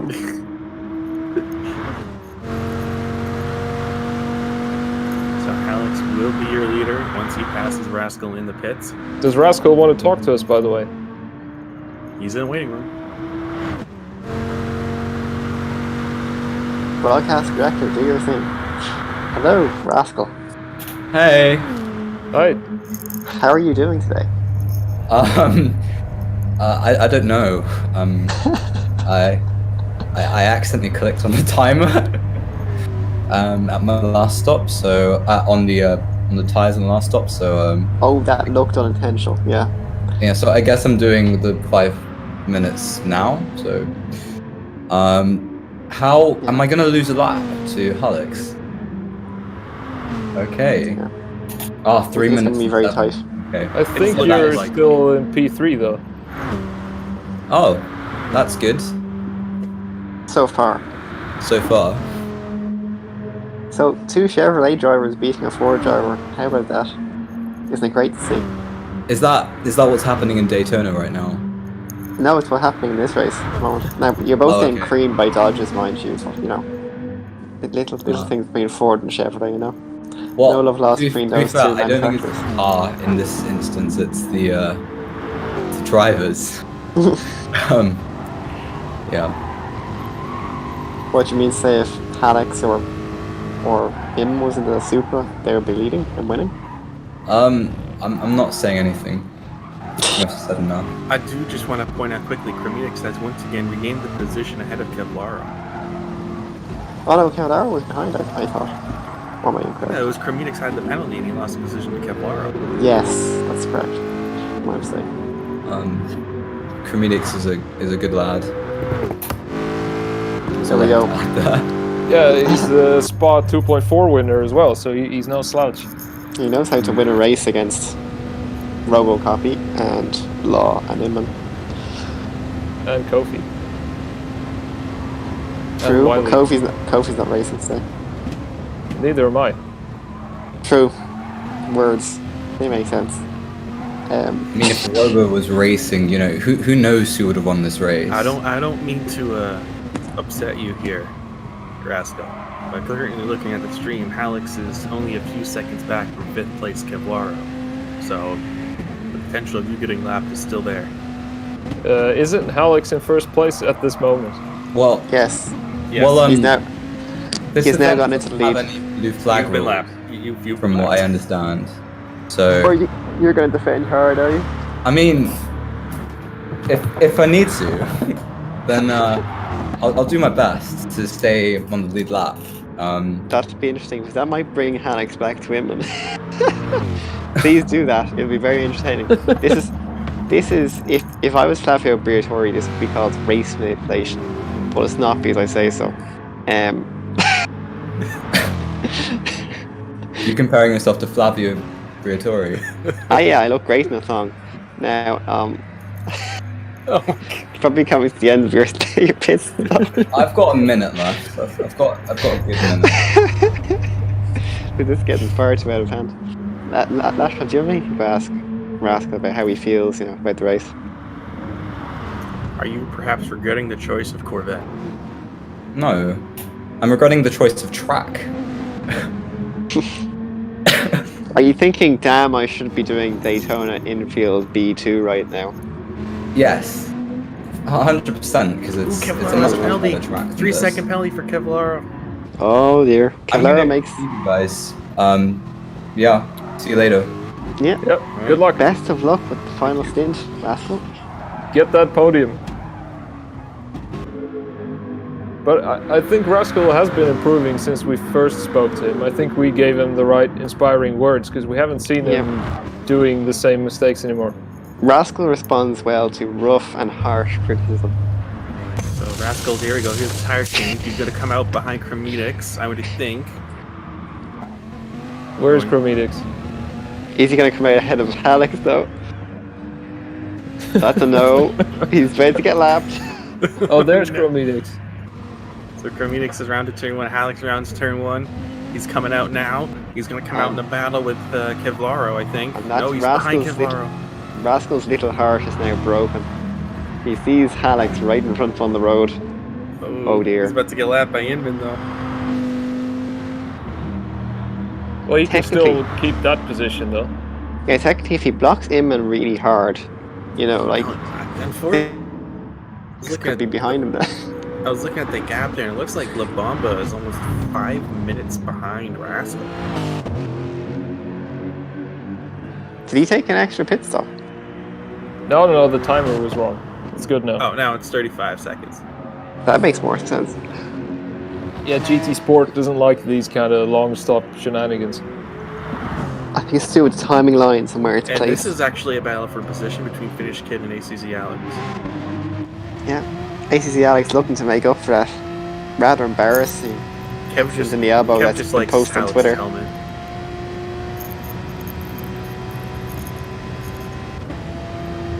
So 25 minutes left. We have a close race here for 7th, and I believe I was gonna say for 3rd, but after the penalty Kevlaro had, I don't think it's that close anymore. And Rascal's lost a lot of time though. That extra stop wouldn't have helped him here. I mean, it can help. Just the placement was a bit unfortunate. So he's got about 12 seconds or something to Chromedix. Roughly, something like that. That's that's going to be tough. But Kevlaro, if he really steps on it, he can catch up to him. I think. There's Goofy here. Goofy pulls off to the side, lets them both by.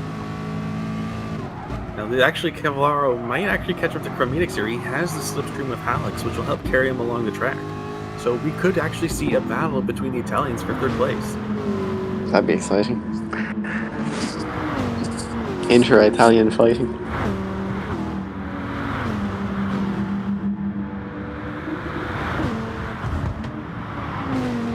And now it's Hallex in an Italian sandwich.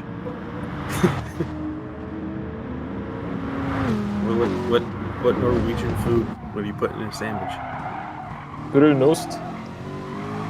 It's good one of us knows what Norwegian food would be. Because that question would be quite awkward otherwise.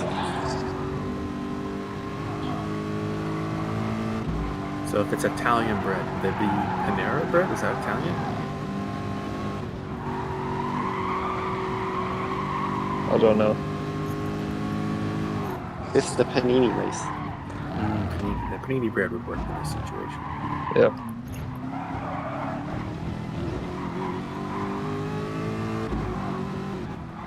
But if you want to look at the grand, well, no, it's on track. Never mind. I was going to look at the leaderboard and say,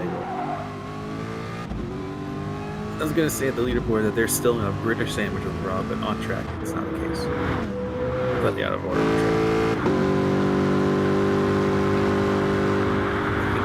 Just a little bit too far back from Hallex here to get the slipstream. 2.2 seconds the gap between him and Chromedix. 22 minutes remaining. Rascal 10 seconds back from Kevlaro. Yep. Blue flag. Oh, Kevlaro has to make a pit stop. So perhaps Rascal could be on for a fourth place finish here. That's the end of that battle, most likely. What is Chromedix's fuel at? He's good to go to the end. Half tank. Is there a battle for 12th place ahead of Kevlaro there? It might be. There is.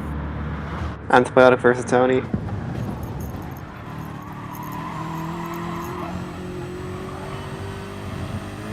And that's someone coming up to lap them again. That's Hallex. And we know what Tony thinks about blue flags. That we do. Defend. This is two cars battling for position against leaders as Craze scrapes the inside wall. Yeah. This could be what. Oh no! Antibiotic make that mistake. Yeah, that's what you get. Oh no, he hits on the wall mountain again. If one car makes a mistake, it hurts the other one. Yeah. Just turns in too much. It doesn't turn in enough, I would say.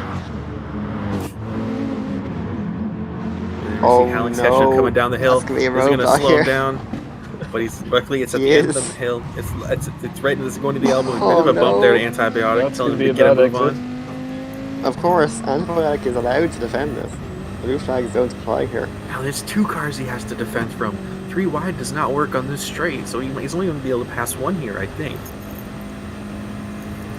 I think Antibiotic's just saying, I'm doing my race here. I won't let you pass. That's a smart move. Oh, but no, he's still fighting. Yeah, he's fighting there we go. Tony Cruz squirrely at the exit there. Chromedix might get his lap back. Hallex in the pit lane? Hallex is pitting to get out of this mess, I would say. No, he needs fuel. He can't make it to the end. It's wide open here. Inman is also in. Although he's got a little bit more fuel though, but he needs a lot less fuel.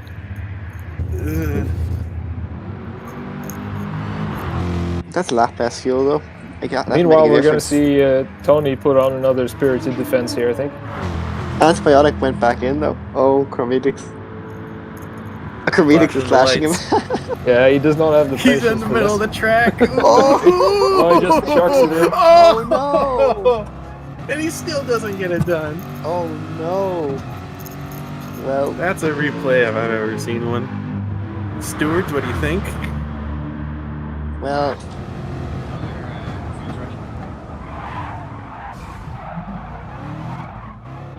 All right, Robo, what do you think? What are your opinions on that move? Yeah, that's I'm a clear dive by Chromemix. Yeah. Well, there you have it. Rascal's still behind Alex after refueled. He has a chance of finishing on the lead lap, but he's actually ahead of Kevlaro by 1.3 seconds. Yeah. This thing is Rascal's gonna battle Alex here to try and get ahead of him. He might do that. He might. He's in the slipstream. If he can stay there, he might actually try and pass Alex. How far Yeah, back is it? Rascal will be going 100% now. This is more important than any other point in the race. He may be a lap down, but this is still for position for him. Who cares about the race and actual positions? Oh, but he's dropped This back might- just enough coming down the hill. Might not It's be ju- in the but- slipstream. Thing is, that Chevy has massive drive, so if he can get into any kind of slipstream range here, he's a chance of passing him. Oh, that exit is not very good. Oh, he's too far back. Kevlaro's right there, so if Rascal keeps making mistakes like he has in the past through this race, 18 minutes left, he might lose another position. Kremenix is just too far up the road. Kremenix is good on fuel. He's good to go to the end. That we know. Well, no, he's not. But he's Community not. hits. Oh, or not. Oh, we have a battle for third place on our hands. He only has 20% fuel. He doesn't need that much fuel. New tires going on that Corvette. A splash Tire and dash change, that pit seems stop. like a bit of a waste of time. Splash and dash pit stop. Will he really come out? We're entering T1 now. Where's he going to come out? Fuel up to 90%. And a 1.5 second penalty. Oh no! What's he doing? That was another bad entry. So you Well, have Rascal in he's- third. There is still a battle for third place, but it's going to He's come got down it- to this last 17 minutes. Yeah, he's got it all to do here now. Kevlaro Well, this was- smells third. He This was smells looking third quite place. unlikely just 3 laps ago. Yeah. See, anything can change in an endurance race. There's Fish Kid in 7th right now, 12 seconds behind La Bamba. Now, where's La Bamba in comparison to Kremenix? 21 seconds behind. So, unfortunately, even after all that, La Bamba not quite close enough to be in the battle for third after such a strong first stint. And is Wiley still in the top 10? He is in 10th. Yes, he is. Almost a full lap ahead. He's also getting the blue flag from Alex. I'm unfortunately going to need to drop out for a bit, so I'll try to be back for the last 5 minutes, if possible.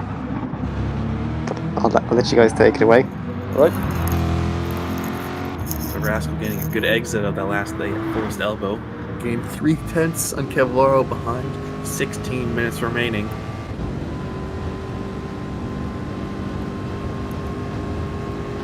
And down the Conrad Street into the chase. Rascal's still not close enough to Alex to unlap himself. Where do you think Rascal's attention is at the moment? The car in front of him or the one behind it? The car in front, 100%. It's Rascal. He wants to unlap himself more than he wants to hold on to third from Kevlaro. He's trying to compete with one of the fastest guys in ARC right now.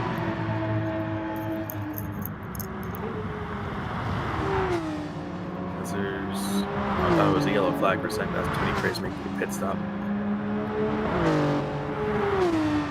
How many laps down is Goofy? 12.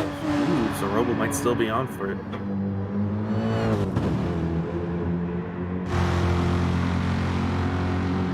There's Tony Craze now been lapped by Inman.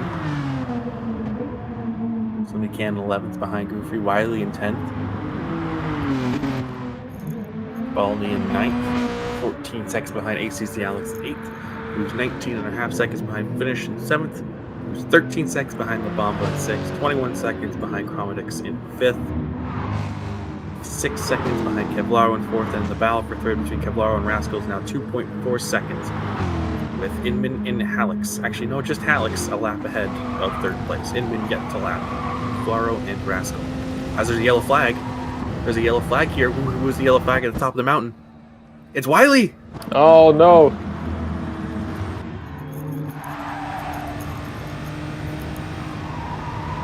So what happens here? Does he go wide in the dirt? He pulls a Rascal and it just grips the rear tire and around he goes. Luckily the car ghosts, so it's not an issue for the drivers behind. But he still holds on to 10th, so not much lost. Yeah, Hallex was so close to getting caught up in that. And at this point, Hallex is too far up the road for Rascal to even worry about unlapping himself. The best he can do is try to manage the gap between him and Cavallaro, and he can be on for a third place as we see two of the braking boards knocked out across the track there.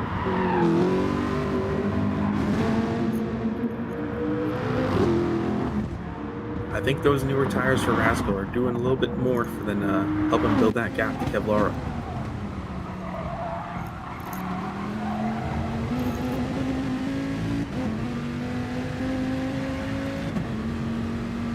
.6 seconds between Inman and Hallex.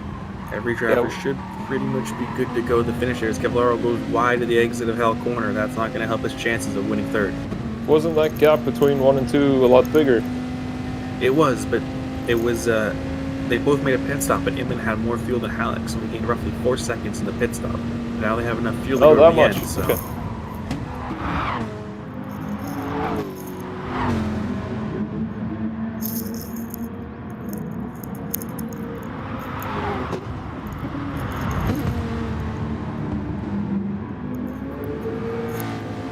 Yeah, let's see how Cavallaro handles this one. He just can't afford to lose anything at all here if he wants any chance of catching up with Rascal. It looks like he gained a lot of time to Kremidix, who's in 5th right now. I think Kremidix might have made a mistake somewhere. The gap has opened up from what was 6 seconds to around 9 seconds now.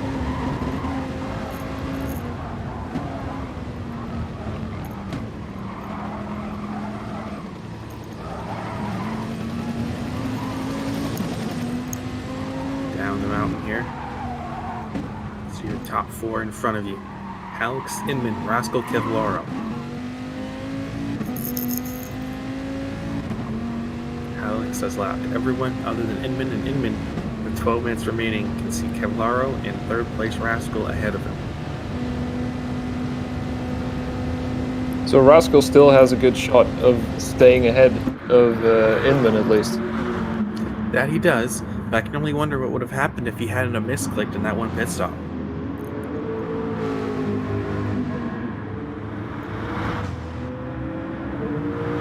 Getting real close to the back of Cavallaro here, I'll give him a nice slipstream. Cavallaro has gained half a second on that He almost lap, loses the rear end of the car. but then that happens. Yeah, Kremidix dropping back significantly now, almost 10 seconds between Cavallaro and Kremidix.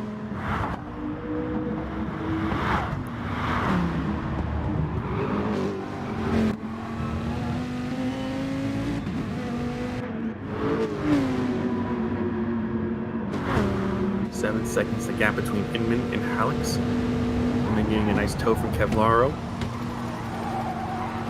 Not able to find a way by. 11 minutes remaining. I think that gap is looking smaller now again. Rascal to Cavallaro. Rascal possibly making a few mistakes coming up the mountain.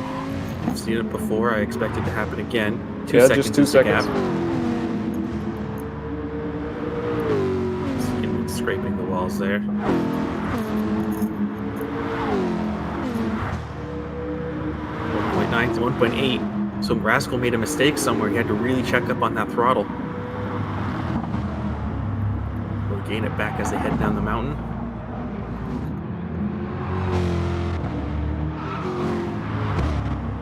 Seems to be fairly steady, gaining a little bit of time. The 4GT not the best on the twisty bits. 1.8 seconds exiting Forest Elbow. 1.6 now. Cavallaro gaining a lot of time through that section of the track. Yeah, I'd be getting pretty nervous now if I was Rascal. Honestly, if I was in Cavallero's position, I'd be telling Inman to get on it. I want Inman in front of me so I can get a slipstream to catch Rascal.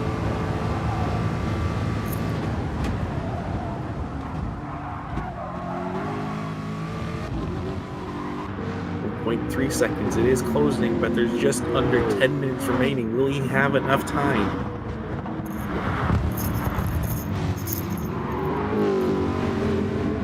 Kevlaro taking all the curb there, trying to cut as much time as he can. Losing a few hundredths that time around. Now he's got Inman behind him really close to worry about. He doesn't want Inman to pass him. He feels like I'd be conflicted. Would I want Inman in front of me to get the slipstream? Or would I want him to pass me? No, Kevlaro's defending. He wants a chance to catch Rascal, but Inman's gonna go for it.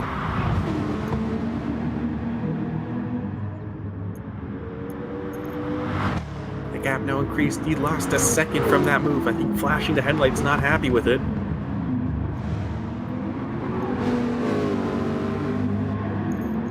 Yeah, that's always the problem you have with the faster driver behind you, that if you don't let them pass, eventually they're going to get impatient and then they might do something stupid. In this case it worked out quite well, but they can just as easily put you into the wall. Kevlaro gains so much time on Rascal over the top of the mountain. He's already gained almost 6/10. But now that he has Inman ahead of him, going onto the Conrad straight, he's going to have the slipstream to try and catch Rascal. So this could still work out in his favor. As, it's Goofy with a penalty, 3.3 second penalty. Rascal should find a way by him without much problem, but will Inman and Kevlaro. Goofy burning the penalty. Will he finish burning? He should come out behind Kevlaro. And the Kevlaro's got the draft from Inman. Getting a lot of time from the draft. If he can hold this gap, he might be able to close up to within a second of Rascal over the top of the mountain. That's where Rascal loses most of it, is on the climb. 7.5 minutes remaining. That slipstream was quite perfect because he caught up as much as he could, but he didn't go that far that he ended up next to him going into the turn.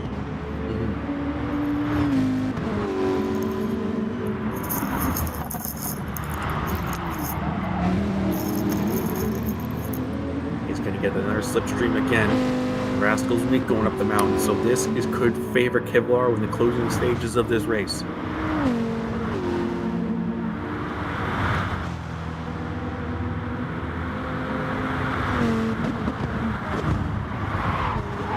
As the Bomba Negra has to make another pit stop, he doesn't have enough fuel to go to the end, so he might lose that 6th place to finish Kid.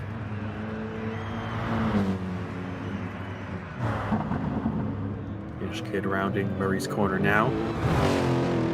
Ooh, gets a little squirrely at the exit, gets the dirt in the grass. Bomba will hold on to it, just a splash and dash pit stop for him. Practice battle 1.4 between Kevlaro and Rascal.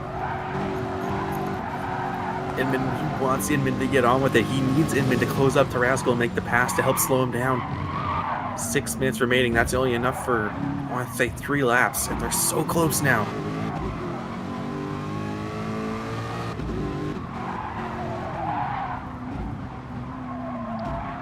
And now Rascal really has to make the choice whether he wants to protect that lap from Inman or if he wants to protect the position from Kevlaro. This is bad because Inman now has a draft from Rascal, but Kevlaro's too far back to get the draft.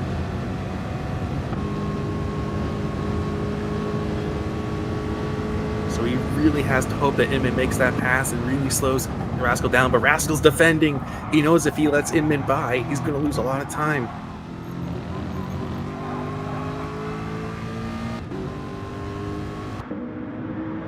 Push, push, push now for Kevlaro. He needs to be as close as he can so he can capitalize if Inman makes the move onto Rascal. And we've only got 3 laps left, I think.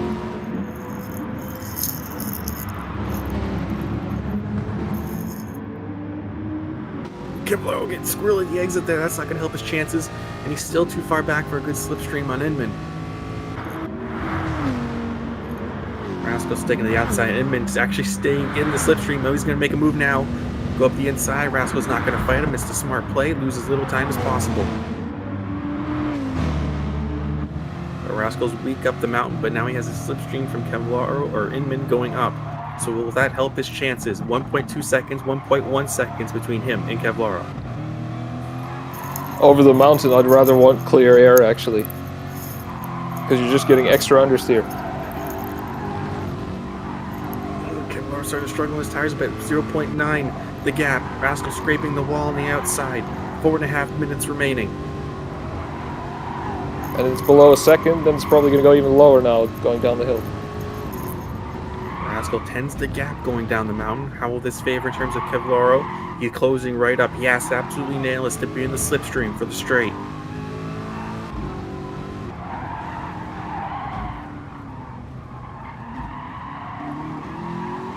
Back on the throttle nice and early.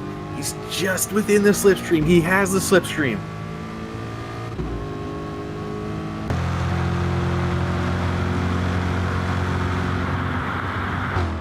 That gap falls substantially. We know how quick both these cars are on the straight, as it looks like Ben's taking more of the traffic up ahead of the both of them. That could come into play towards the end of the race here.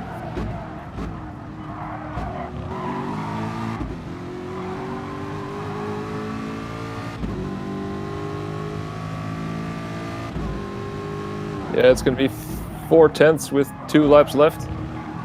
He's going to be real close to him here. He has to make sure he has to get the exit of Hell Quarter just right.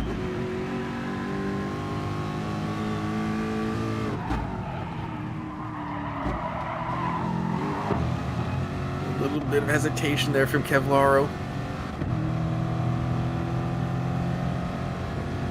0.6 the gap. Too far back to make a move going up the mountain, but we know how weak Rascal is. I think Inman is really a lifesaver for Rascal right now, because he's helping him get pulled along on the straights. But here we have Venom Snake just ahead of them. Venom Snake could come into play here, especially down the top of the mountain.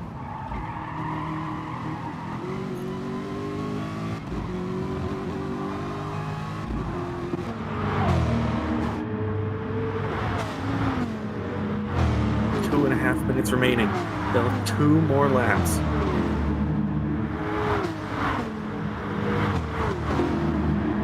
.3 the gap between Kevlaro and Rascal for 3rd place.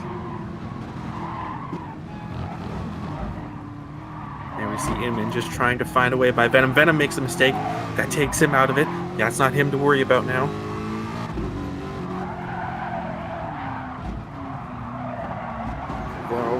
Late on the brakes there, trying to maximize the time gain, but the car just didn't want to pivot. Rascal still getting the slipstream, but so is Kevlaro. But will it be enough? Rascal got a good exit there, so I think that's him safe for this straight at least. Rascal doing everything he can to be in the slipstream of Inman. He needs Inman to hold on to this 3rd place.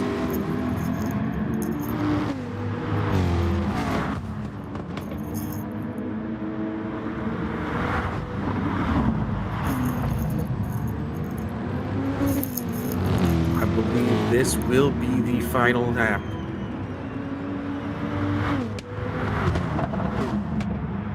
Kevlaro dropping back just ever so slightly. Does he gain time on the exit? He doesn't. He might just lose the slipstream. He's just outside of it. He's out of the slipstream, but Rascal's in the slipstream of Inman. So no opportunity in Griffin's Bend. So he's going to have to put all his cards on getting the overtake done on the chase. Last lap, the last time they enter and go down the mountain. 1.1 the gap between Rascal and Kevlaro. Kevlaro cooks it too hard! It's up to Rascal if he makes a mistake or not at this point.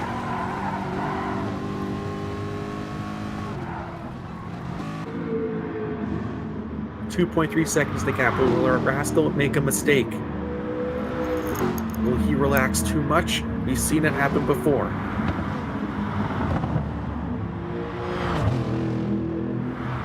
I've been on mute for the last 2 minutes since I joined back. Oh, hi, Techno. Yeah, I was wondering why I didn't get that. Anyway, so looks like Rascal's made in there. Sorry, there we have Kevlaro's made in there. It's Rascal's race to lose now. Well, so there's Halleck's right there, 7.5 seconds. to Inman in second, the two Dodge Vipers 1 and 2. He only has points on the lead lap. There you have Rascal in third in the Corvette, who has a 3.3 second gap to Kevlaro. All he has to do is get these next 3 corners right, and he will hold on to that third place. Nice and steady through here. Clean on the exit. This might look like a really close battle for second as well, but his last thing goes 2 cars. And there you have it. Hallex will win the 3 hours of Bathurst. Inman will come home second. Rascal in third, 1 lap down. There's Slippy Cam in 11, and Kevlar will come home a very close fourth. Slimmy may have run out of fuel there at the end. And there's Chrometix, the man who was so close to providing that battle for third, but a few mistakes entering the pit has cost him. There's La Bomba Negra in 6th, coming up to the back of Tony Craze, who is in 12th. Yeah. Looks like Slimmy is out of fuel, so Slimmy did run out of fuel just at the line.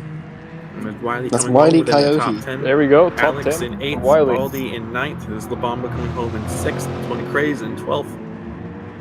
Yeah. That's Bomba coming across the line as well. Nicely done. Antibiotic in 13th. And He was the final ones close. across the line will be Goofrey. 13 And that's all laps 50. All 1 15 lap drivers. off there, Robo. Who's that clap? Oh, he's 12 laps Absent. behind. It's at 13.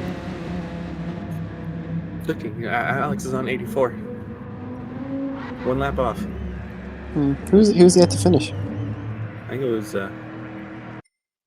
Finishes now finished. He might have given it the old PK across the line there. I'm not sure. But there you have it. Your winner of the 3 hours of Bathurst endurance race is Arc Alex. So that was a long race. Yeah, that was I quite had a whole long. meal. I had a whole meal during it.